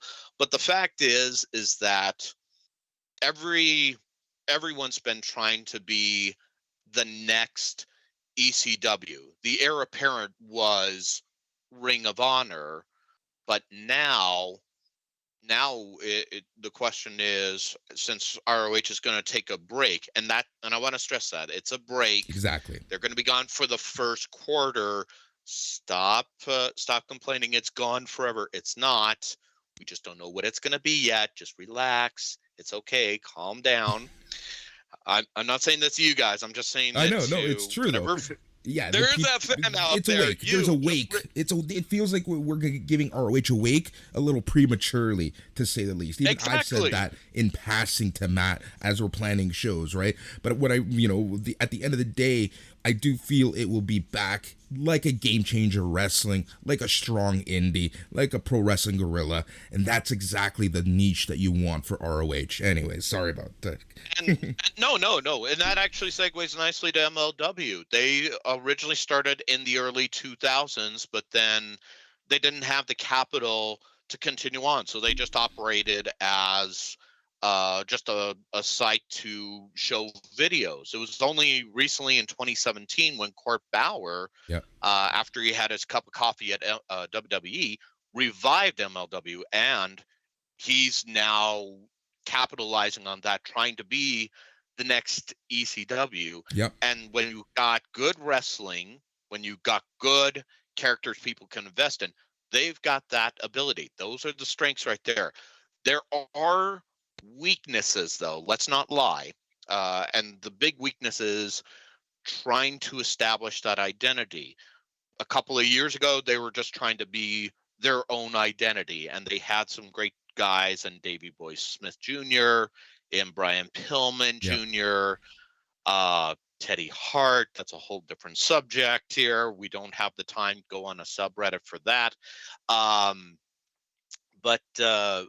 But now, lately, they're trying to be a part of Mexico with the Crash. Now they want to be part of Dragon Gate USA. Now they've got sometimes a visit at Vice News. Sometimes they're trying to rechannel the spirit of Lucha Underground. They need to solidify what their identity is going to be going forward, and I like what they're trying to do. And I use this analogy. They're trying to be DC Comics. They're just swinging for the fences. And the thing is, like DC Comics, they'll either hit big or they're going to miss big. And circling back, War Chamber could be a miss, but it achieved what it needed to. So if depending on where your point of view is, that's one of those situations right there. But with the Opera Cup, that's a big hit right there. And if they can focus on those things, they're going to succeed and then some. Exactly. And I think the best analogy, if we're talking DC Comics, is akin War Chamber to Tom King's Batman. While it looks good on paper, it's just a swing and a miss.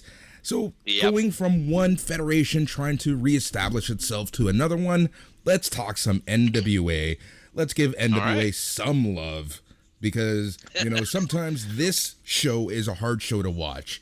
And I don't know whether it's because mentally I am now trained for the attitude era and forward way of wrestling.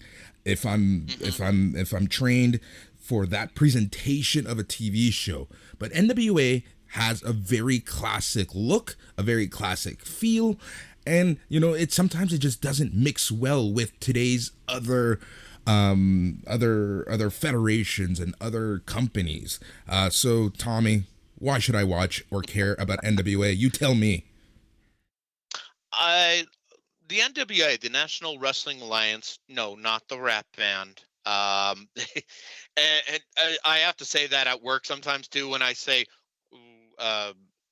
what do I do for Slam Wrestling? I cover the NWA. Do you talk to Ice Cube? No, I don't talk to Ice Cube. And I wouldn't want to talk to him anyway because he's not vaxxed. That's a whole other side. There you go. But oh, was that too political? Anyway. I love it.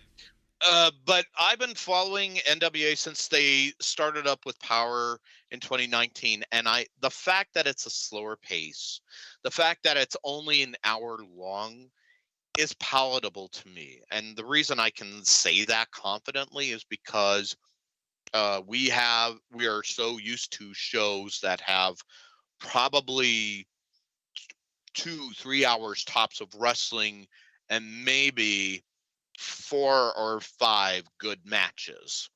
Yep. The rest is just filler. And if it's a filler or a squash match, I that's not going to grab my attention. In fact, for anybody that ever reads my stuff, you're welcome, and I'm sorry. I won't cover the squash matches. I will give you a squash recipe. And I don't feel bad about doing that. If you get something good to eat as well and it's nutritious, good for you. But with the NWA, the thing I like about it is that it has to be a slower pace to really get you to care and focus on developing the angle, developing the storyline. Why should I even care about this wrestler? Why should I care about this match? Point here that I like to use is Trevor Murdoch.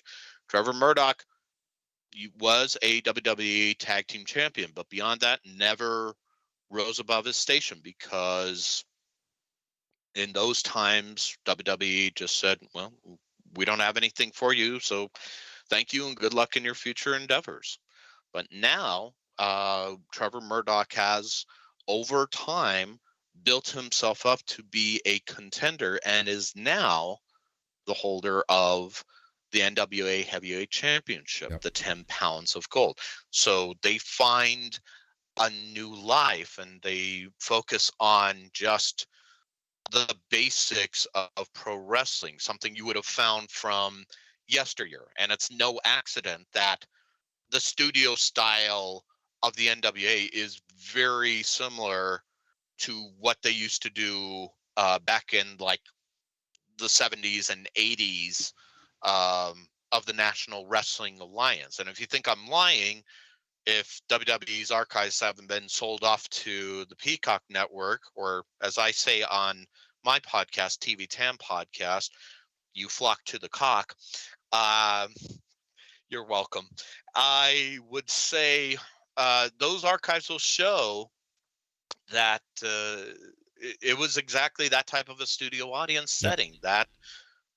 And that's a nice little throwback, that nostalgia, but it still has a modern appeal moving forward. And now for the people that say, when it first started back up, it was on YouTube and it was accessible for free. But here's the question: how sustainable a model is that nowadays in the pandemic era? So they had to switch up to a pay schedule, which is the Fight app, which at in the US, $4.99 a month. That's not a bad deal. And if you're thinking, oh, that's too much, meanwhile, you still got Hulu, and you're going, why do I need to watch Why the Last Man? Yeah. So why exactly? Don't get me started on Netflix. There, yeah, I'm exactly. still banning. Yeah. See, where I struggle with NWA is, you brought up some great points, and that is the slow storytelling. The Nick Aldis storyline, champion for hundreds of days. I just absolutely love that. And then you had Trevor Murdoch coming in and kind of just like being the little engine that could, and he just kept chugging along. And I love that slow build, and I love that story, and I love that match. But I find that so much focus is put and great storytelling is put on certain programs, and then the rest of the card just really falls. And that's where I struggle, where it's like, okay, I care about the main event, I might care about another match, I might care about the women, but everything else, it's just like that for me. And that's where I really struggle with the NWA. But I'm looking up and down this card, and aside from the first match we're going to talk about, because it does involve the RoH Tag Team Champs, my God, I can't get rid of these guys. The card looks pretty good. So what we're going to do, we're going to run down the card, and Tommy, we're going to talk about what got us to this match. So it's Hard Times 2, Revenge Has No Bounds, Saturday, December 4th, Atlanta, Georgia, 8 Eastern, 5 Pacific, live on Fight. All right. The first match we're going to talk about. Where do we want to begin? Oh, we might as well just get it over with. The ROH World Tag Team Champions, the Original Kingdom, Mike Bennett, Matt Taven. I cannot get rid of these guys soon enough, versus Aaron Stevens and Kratos. Honestly, I see you seem to have some issues with the OGK. I'm perfectly fine with this because OGK came back during the Supercard by any means necessary. Yes. And that kind of told you ROH needed to do something different with his style. But to me, this is still not that outside the realm, because prior to the pandemic, it wasn't that long ago that the villain, Marty Scurll, stopped by to get in the grill of Nick Aldis, and and correct me if I'm wrong here, the Beer City Bruisers also made a stop also in NWA. So there was some sort of a partnership, but because of COVID, those plans had to be put on hold or scrapped altogether. Yeah. So this to me is just a continuation of it, albeit with different wrestlers here.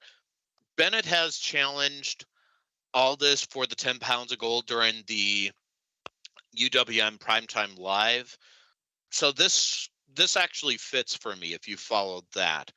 And which, again, by the way, that's on Fight TV if you want to subscribe for only $7.99. Not a sponsor. Sorry, that's a holdover from my TV10 podcast. And I would say, as far as him challenging for Aaron Stevens and Kratos for the belts, we know what's going to happen. In my opinion, it's not about the titles at this point. This is just all about what's going to take place between Aaron Stevens and Kratos, and they are the most dysfunctional tag team since Chris Candido and Lance Storm. Yes. And Stevens has been on a different character arc since coming back, and we've talked about it, and I've actually talked with Stevens before, since losing the question mark or Josephus or Joseph Hudson. This is a different Aaron Stevens than the guy with all the antics from times past. Yeah. I'm invested in this, and they have spent time really spelling it out. This is not like anything we've ever seen. So this is going to draw out more of what we're going to see with Aaron Stevens and Kratos, and what that's going to lead to. If it's going to be a clash between those guys or something else, remains to be seen. Yep. All right. So yeah, I think in that you brought up a great point. I agree with you there, Tommy. Yeah, the Aaron Stevens Kratos storyline is really the highlight of this match.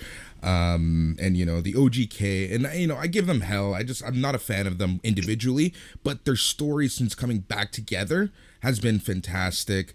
There's nothing you like more than a redemption story than two people coming back after all these years, and it can bring a tear to a glass eye, as they say. Yeah, I get you got some issues with OGK. Here's how I'm going to sum this up. On a scale of 1 to RK Bro, they are. Oh, you're laughing, but you know I'm right when I say the following. Compared to that, they are freaking the Road Warriors at this point. They are the Rockers. They Yeah. are the Hart Foundation. So that's why I don't give them a lot of crap right there, because they have been established Yeah. faction, a stable. They are definitely on the right path. I'm not going to worry about that. Yeah. All Now, right. RK Bro and Omos and AJ Styles, if they're still a thing, yeah, not going to defend it. Not even Exactly. going to try. All right, let's talk about the pre-show match, and that is the NWA Junior Heavyweight Championship qualifying gauntlet.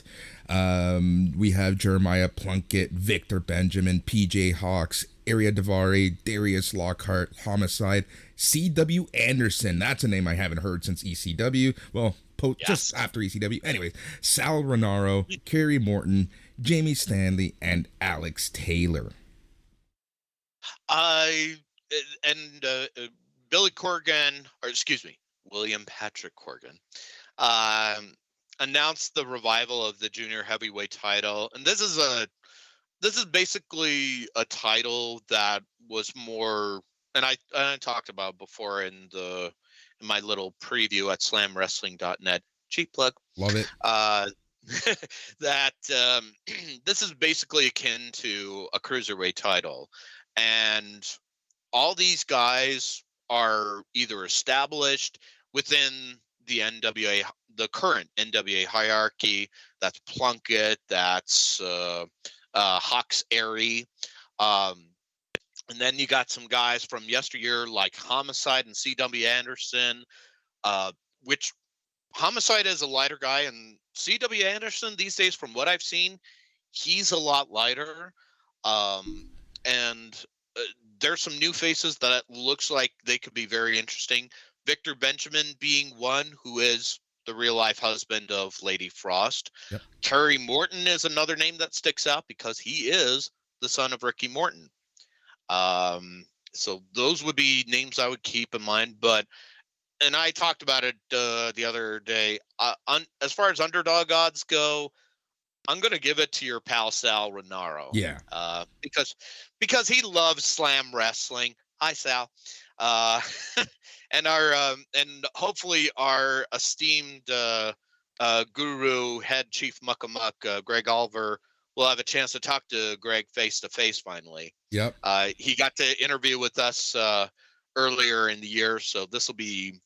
I think that's where the direction is going to head for this qualifying tournament. Yeah, I agree with you 100% because I have a further prediction, but we're going to talk about that when we talk about this person's or that person's match. But before that, we have another NWA Junior Heavyweight Championship qualifying match. That is Austin Aries versus Rhett Titus. This is a match I never realized I wanted to watch as a wrestling match,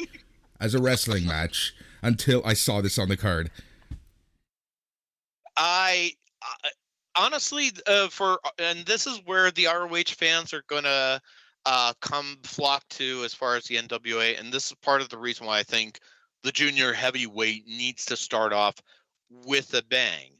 Rhett Titus has been a mainstay.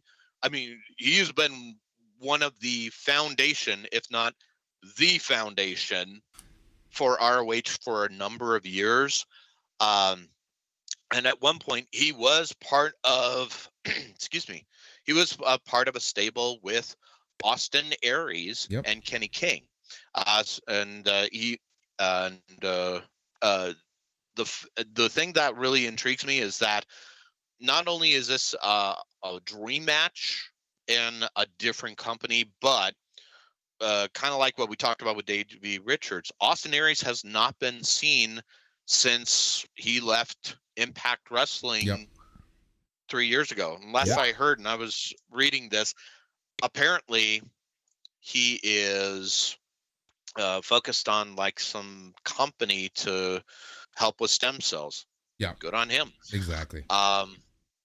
And as far as how you start the show off with the bang, I think this is going to deliver the steak with the junior heavyweights, but who gets the W? It's got to be Austin Aries at this time. I agree. I don't see it going any other way. I could be wrong, but hey, it would be. It's got to be Aries at this point to put some emphasis on the junior heavyweight picture. Agreed.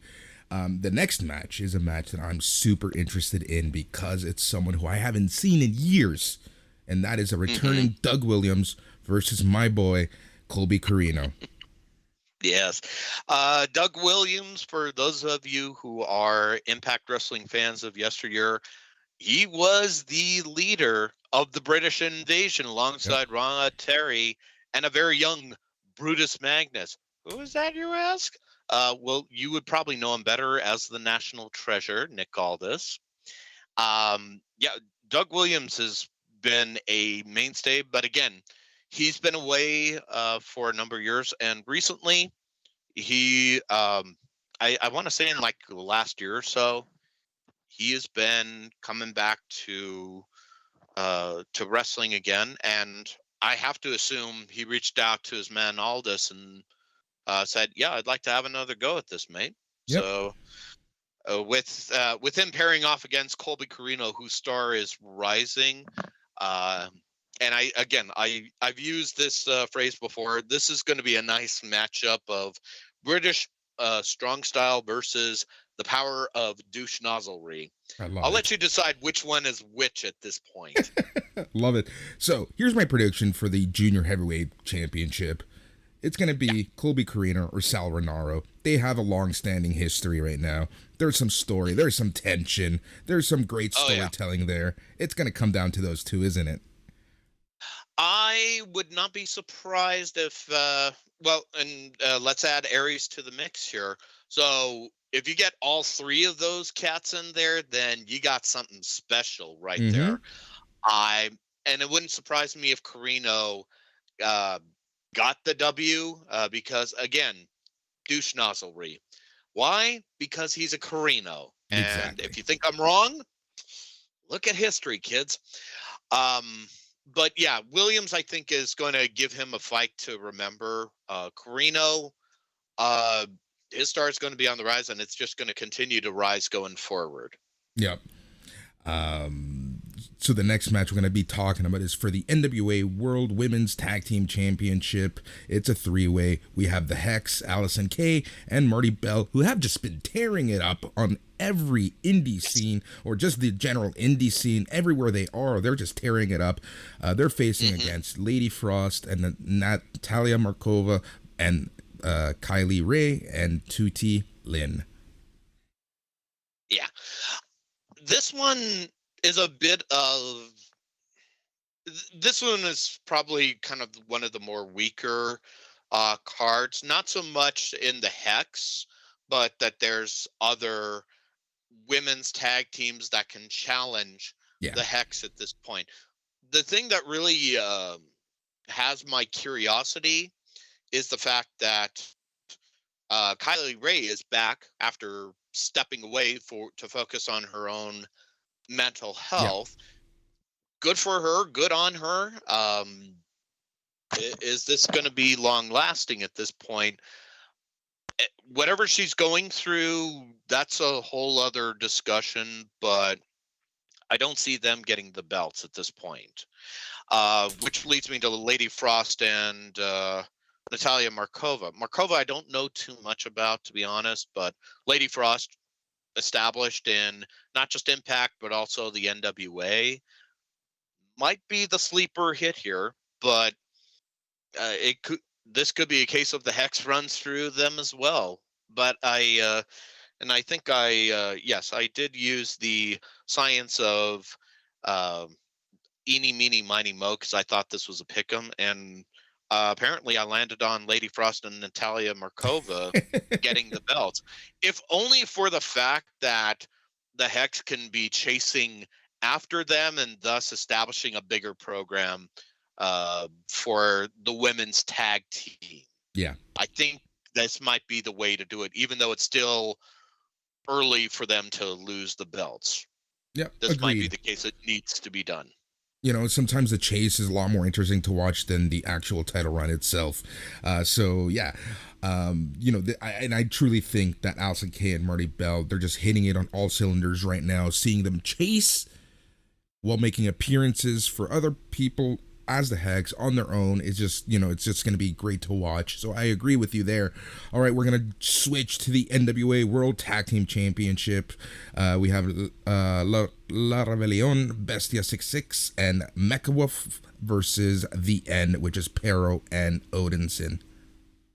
This is, yeah, and since winning the tag titles from Kratos and Stevens, La Rebellion, well, have not much, haven't been doing too much in Yeah. the NWA. They went back to Mexico, probably because they had contractual stuff with either AAA or the Crash, where they mostly are the mainstay there.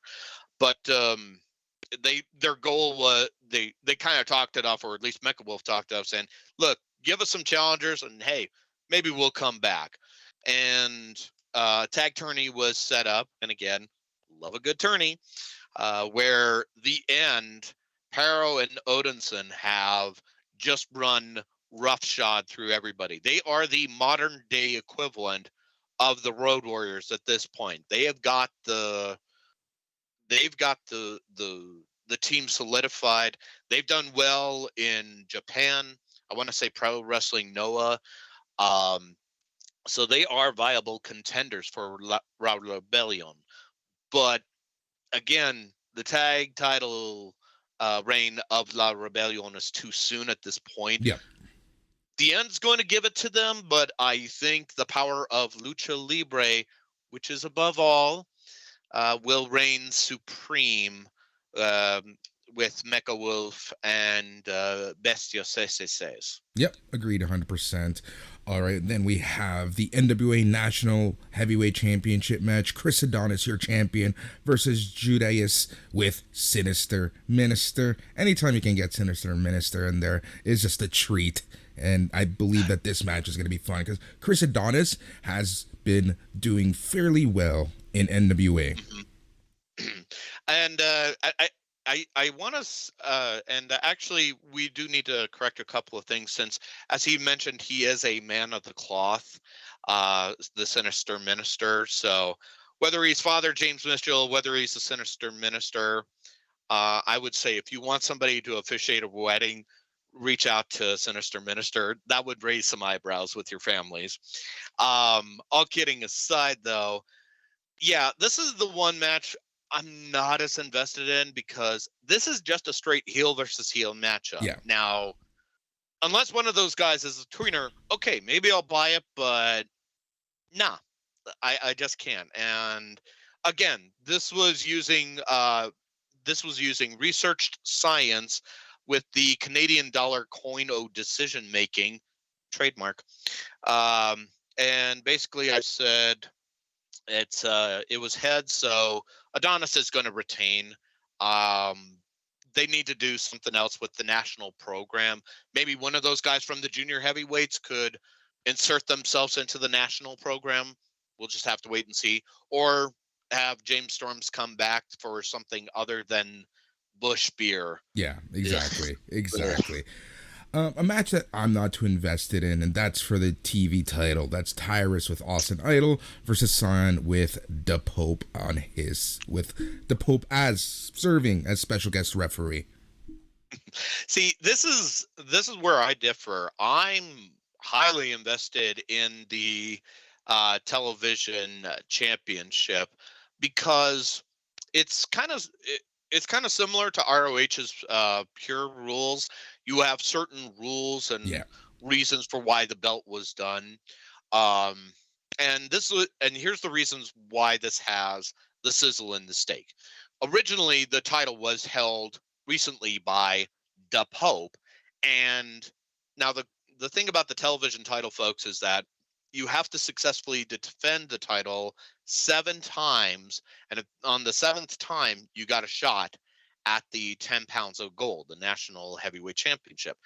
Pope was six wins in and was ready for his 7th, but then Tyrus with his manager Austin Idol stole that chance, and now Tyrus is your champion, and he successfully defended the title. But then the masked wrestler, now called Scion, which before I called the son of the question mark trademark, he's now inserted himself and brings an air of mystery to him and wants to get that belt from Tyrus. And now the question is, who is this guy? Who is he under the mask? And why is he challenging for the title? So now this is going to be a matchup that has no time limit because the television title is contested with the 6-minute rule. There's going to be 5 seconds. Exactly. Thank you for calling that right there. Here's the other added stipulation is that the special guest referee is the Pope. Yeah. So this has everything you could want in a wrestling match: drama, intrigue, a clear face, a heel, a true heel, and Tyrus can back up his talk, and has gone on to other programs outside of NWA like Fox and Friends. Whatever your feelings are, the fact is he's promoting it. Exactly. Let's just focus on that part. But, and again, what do you feel about Tyrus the man? That's a whole different story here. But for pure pro wrestling, this is where I feel like it's going to be a good one. And I feel like Scion is going to be the one to take the title. So what happens afterwards if the mask gets ripped off and we see what's underneath is anybody's guess. Exactly. A match that I'm looking forward to is this one, and that has a lot of implications to it, especially if one man gets DQ'd. They're going to be suspended for 8 weeks. It is the implosion of Strictly Business, a grudge match to end all grudge matches. Nick Aldis versus Tom Latimer. Yeah.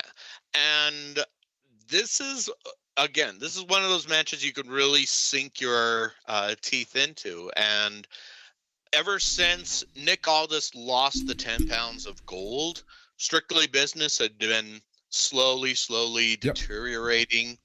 And Latimer, first of all, number one, he has never looked better. And in fact, he has improved a lot since his days as Brahm on Impact.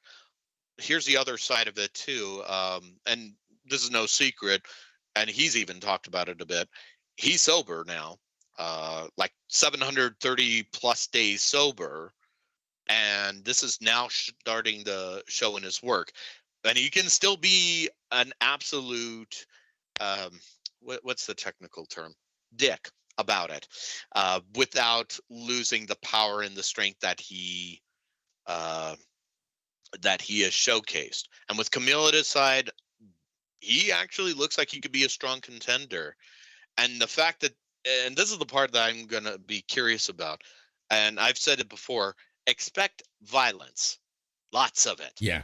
Now, how they're going to do it without getting DQ'd is anybody's guess. But just expect that Latimer is going to go over and continue on a path of destruction. And don't be surprised if he doesn't channel sooner rather than later for the 10 pounds of gold. Yeah, exactly. That match has a lot of implications for the 10 pounds of gold, in my opinion, and I do believe it is Tom Latimer's day. And then it's like the story of what's wrong with Nick Aldis? What's next for Nick Aldis, right? So I'm kind of intrigued by that as well. And then from there, we're going to go to the NWA Women's Championship match. You have your champion, Camille, versus a Melina that looks better than ever in the ring, outside of the ring, and in between. Absolutely. Love how you use that right there at the end. But yeah, Melina has found new life since coming back to the NWA. What I found interesting, because before the pandemic, Melina was a classic heel. Yeah. And since coming back, since NWA Power's come back, she's now become more and more of a face. And it took a while for me to buy into it, but with her pairings alongside Thunder Rosa, she has definitely shown that she is a worthy challenger. And Camille, since winning the NWA Women's Championship, the Burke, if you will, has proven that she is exactly what her nickname implies. She is a brick house. She is a foundation for the women's division to build upon. And the fact that there have been challengers after challengers trying to stop the brick house and only to be rebuffed says a lot about how much faith NWA has in Camille, especially the fact that she hasn't been wrestling that long. Yeah, exactly. She's only been wrestling about as long as Thunder Rosa has. Yep. And she hasn't been wrestling that long either. Exactly. It's crazy to see just how quickly they just both made a name for themselves. Thunder Rosa, obviously, some amazing programs that she's had on the national level, but Camille kind of just like, quietly making a huge name for herself in the NWA, in those niche groups of wrestling fans. But she, in my opinion, is one of the best out there right now, along with Roxy. There's those two. Oh, that would be a dream match for me.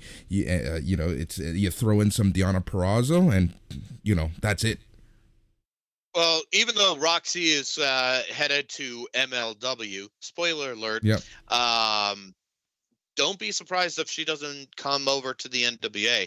And my dream match down the road would be to see Thunder Rosa and Camille again, because, and I will die on this hill when I say the following: those two are basically the Ric Flair, Ricky the Dragon Steamboat of professional wrestling.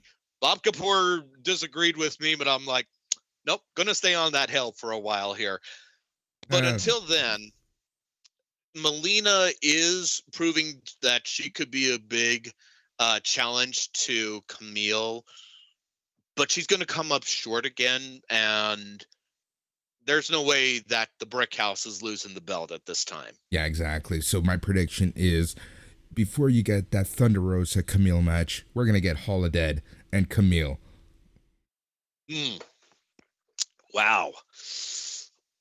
Well, you know what? I'll say never say never. I know she's now in the featherweight division in MLW and looks to have a program going with Willow Nightingale. Yeah, exactly. But things can change, exactly. And the card is subject to change, kids. Just expect it. All right. So the main event of this show, we touched on it earlier with Trevor Murdoch and kind of his rise to glory.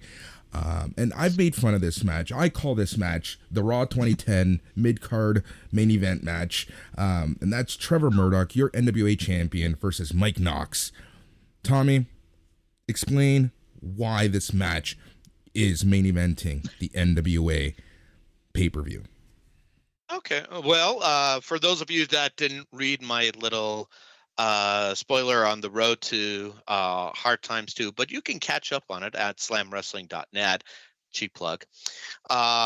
Basically, it started with this. During the By Any Means Necessary Supercard, after the steel cage match with Crimson and Jax, the announcer Carl Davis said, thanks to fans, and said anybody who wants to have a picture with the champion, Trevor Murdoch, he'll be in the ring to greet everybody. And all of a sudden, a large bearded man barrels through, manhandles, and throws Murdoch's son to the ground. And what do you know? It's Mike Knox, who just completely beats the living hell out of the champ and wants his belt. And he even went to do a little promo afterwards saying that basically, in so many words, Murdoch is just nothing more than a paper champion and is half the man his mentor Harley Race was. So he very much inserted himself into the title picture, and Murdoch more than happy to oblige, because it's one thing to, humiliate the champ, but getting his family involved, that's where he drew the line. They talked about it a little more during NWA Power's 10 Pounds of Gold series with Aldis and Murdoch, and they were a little more eloquent about it, almost ESPN-like, if you will.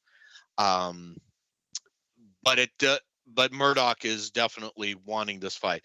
Now, let's be honest for the folks. Mike Knox, or Nux, if you know him from Impact or wherever you met him. Let's start with this part here. Mike Knox, at 6'7", 293 pounds. This guy looks and is everything you would expect in a wrestler to be. He is a big man and a big challenge for Trevor Murdoch. But the problem is his past, depending on which promotion he was in, never really lent himself as a top contender. Yeah. At best, he was a mid-carder, and I blame the bookers for it. That you know who you are, WWE. Oh, you're laughing, but it's let's true. not No, lie. it's true. It's true. Oh, let's hold them to the fire for a little bit. But and that's where some people are going to have the problem, is that why should I believe this guy should be a challenge for the 10 pounds of gold? Then again, and I'll say that, and I said this in the piece I did, that's the same argument people made with Murdoch. And now look how far he's gone. Agreed. Agreed 100%.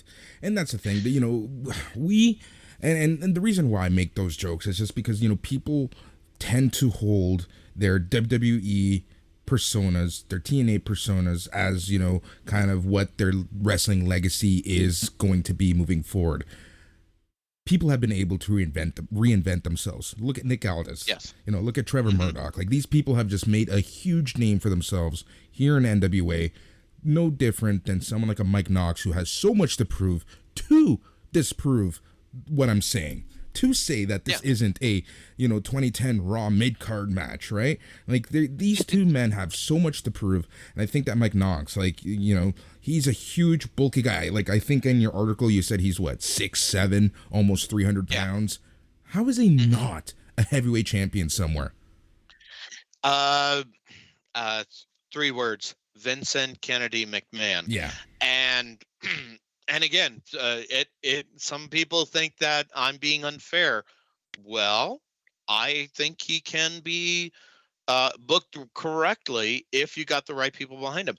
He did do some good stuff in Impact with Aces and Eights, but the problem was it started to feel like the NWO back in the day, when everybody and their grandson decided to join the faction. And that's where I was like, I can't buy into this. Yep. And don't get me started on that carnival thing earlier. He tried. Whoever booked that, he tried, but it wasn't good at all. So your prediction, Trevor Murdoch is retaining? Oh yeah, but I didn't add this, but I think 2 things. I don't think this is the last time we're going to see of Mike Knox in NWA, and I hope not. If they book him correctly, I think he still has a lot to offer. But I also think this could set up for something big down the road with any of the other guys we talked about. So whether Adonis steps up, whether it's Latimer, whether it's any of the other big men that steps up to Trevor Murdoch, remains to be seen. And that's the challenge that NWA has right now, because, and I said it before, babyface champions don't get the same number of challengers that a heel champion gets. Yeah. And they need to, especially if they're going to build a program around Trevor Murdoch, they need to step that up sooner rather than later.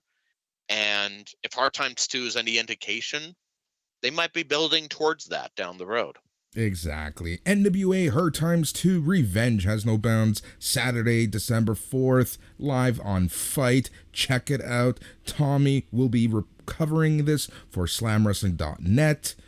Tommy, it's a milagro that we finally made it. Thank you so much for joining us here on BAM. We hope to have you to continue chatting, the catch-all shows. That's what we consider ourselves, the catch-all shows. Oh. We talk RoH, we talk New Japan, we talk NWA, we talk Noah, we talk Stardom, we talk everyone but the big two. Well, it was fun doing this. So I'm glad we finally got our agents involved to get this to happen, and I'm looking forward to the check clearing and having more of these discussions. Wait a minute. What do you mean the check didn't clear? What do you mean it bounced? I love it. We'll talk later. Exactly. All right, that's Tommy Milagro Martinez from SlamWrestling.net. Check out his work. This man with 1,001 articles every week. All right, so I want to thank Tommy for joining us. We talked a bunch of MLW. We talked a bunch of NWA. Matt, how was your coffee break?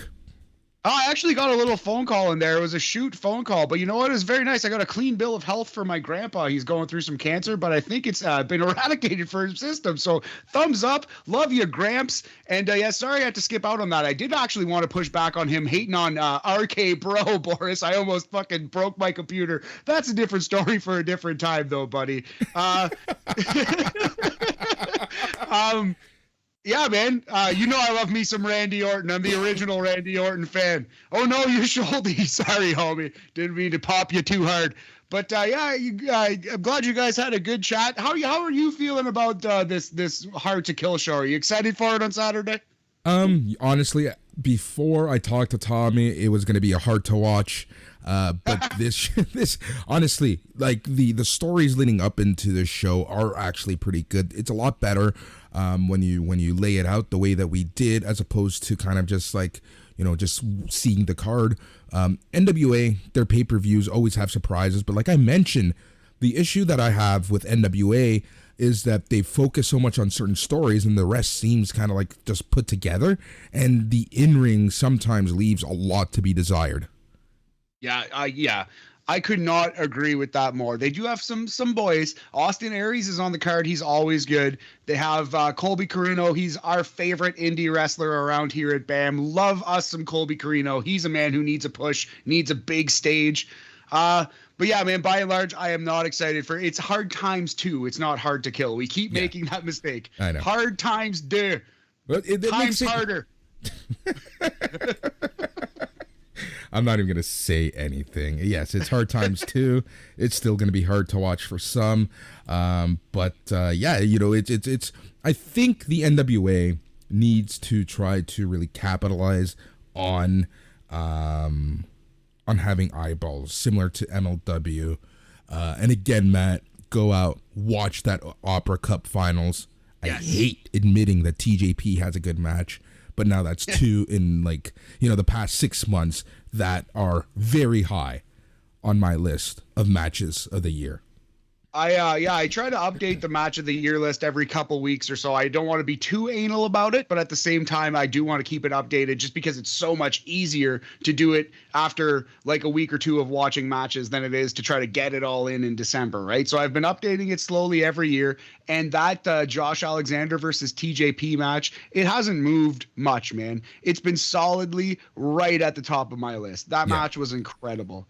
So again, thank you so much to Tommy Milagro Martinez, on joining us. You can catch him at SlamWrestling.net, as he is the go-to guy for MLW and NWA. He also has a podcast. That's a TV Tan podcast, where he talks all things TV, all things wrestling, as he drinks local booze from Utah. Nice. Good local Utah flavor. Yeah, man. So we got lots coming up in December. I believe the next BAM, we're going to do a final battle preview for ROH's final battle show. Yeah, man, it's a stinky NFL. Hopefully we have MLB labor news to talk about. Also, keep your ears peeled for Sunday night's War Games review from the boys, the lads here at BAM. Exactly. So all your SNME merch, ballergear.ca, and the collection is SNME Radio. There's tons up there. Support SNME. For those finding us on the BAM Sports and Entertainment feed, go become an SNME patron. You get all the wrestling shows. You get daily wrestling shows, and you get NXT talk You get the Smack Daddies, you get All Elite Weekly, you get all Dark Side of the Elite Rampage rollout, you get the midweek markout where they eventually talk about Raw, all of that for $1 per week. Sign up at patreon.com/SNME Radio. All the social medias, we're on Instagram and Twitter at BAM Sports ENT. That's BAM Sports ENT. Find us on Facebook and join the SNME Radio Facebook group. As Matt mentioned, we do have a few shows coming up, but also on the wire, we have the Old Fucks All Elite Weekly, this week featuring Mike McGuire, the newest addition to SNME Radio. That comes out on Friday. Saturday, you get your double dose, your dose double, your double of shows as Dark Side of the Elite Rampage rolls out, and you get your Smack Daddies talking about all things SmackDown. Then on Sunday, Jason is going to be previewing NXT War Games with Mike, and they're going to be guiding us through the week that was in professional wrestling. Then, as Matt mentioned, we are back Sunday night talking all things NXT War Games. That's going to be out right after the show. So yeah, we're going to be super busy. And like I said, we have tons of specials coming up. Let us know what you want us to talk about as it pertains to Ring of Honor. And I can't wait to share some more news here from BAM and SNME. He's Matt. I'm Boris. It's BAM Weekly. Goodbye. Yeah.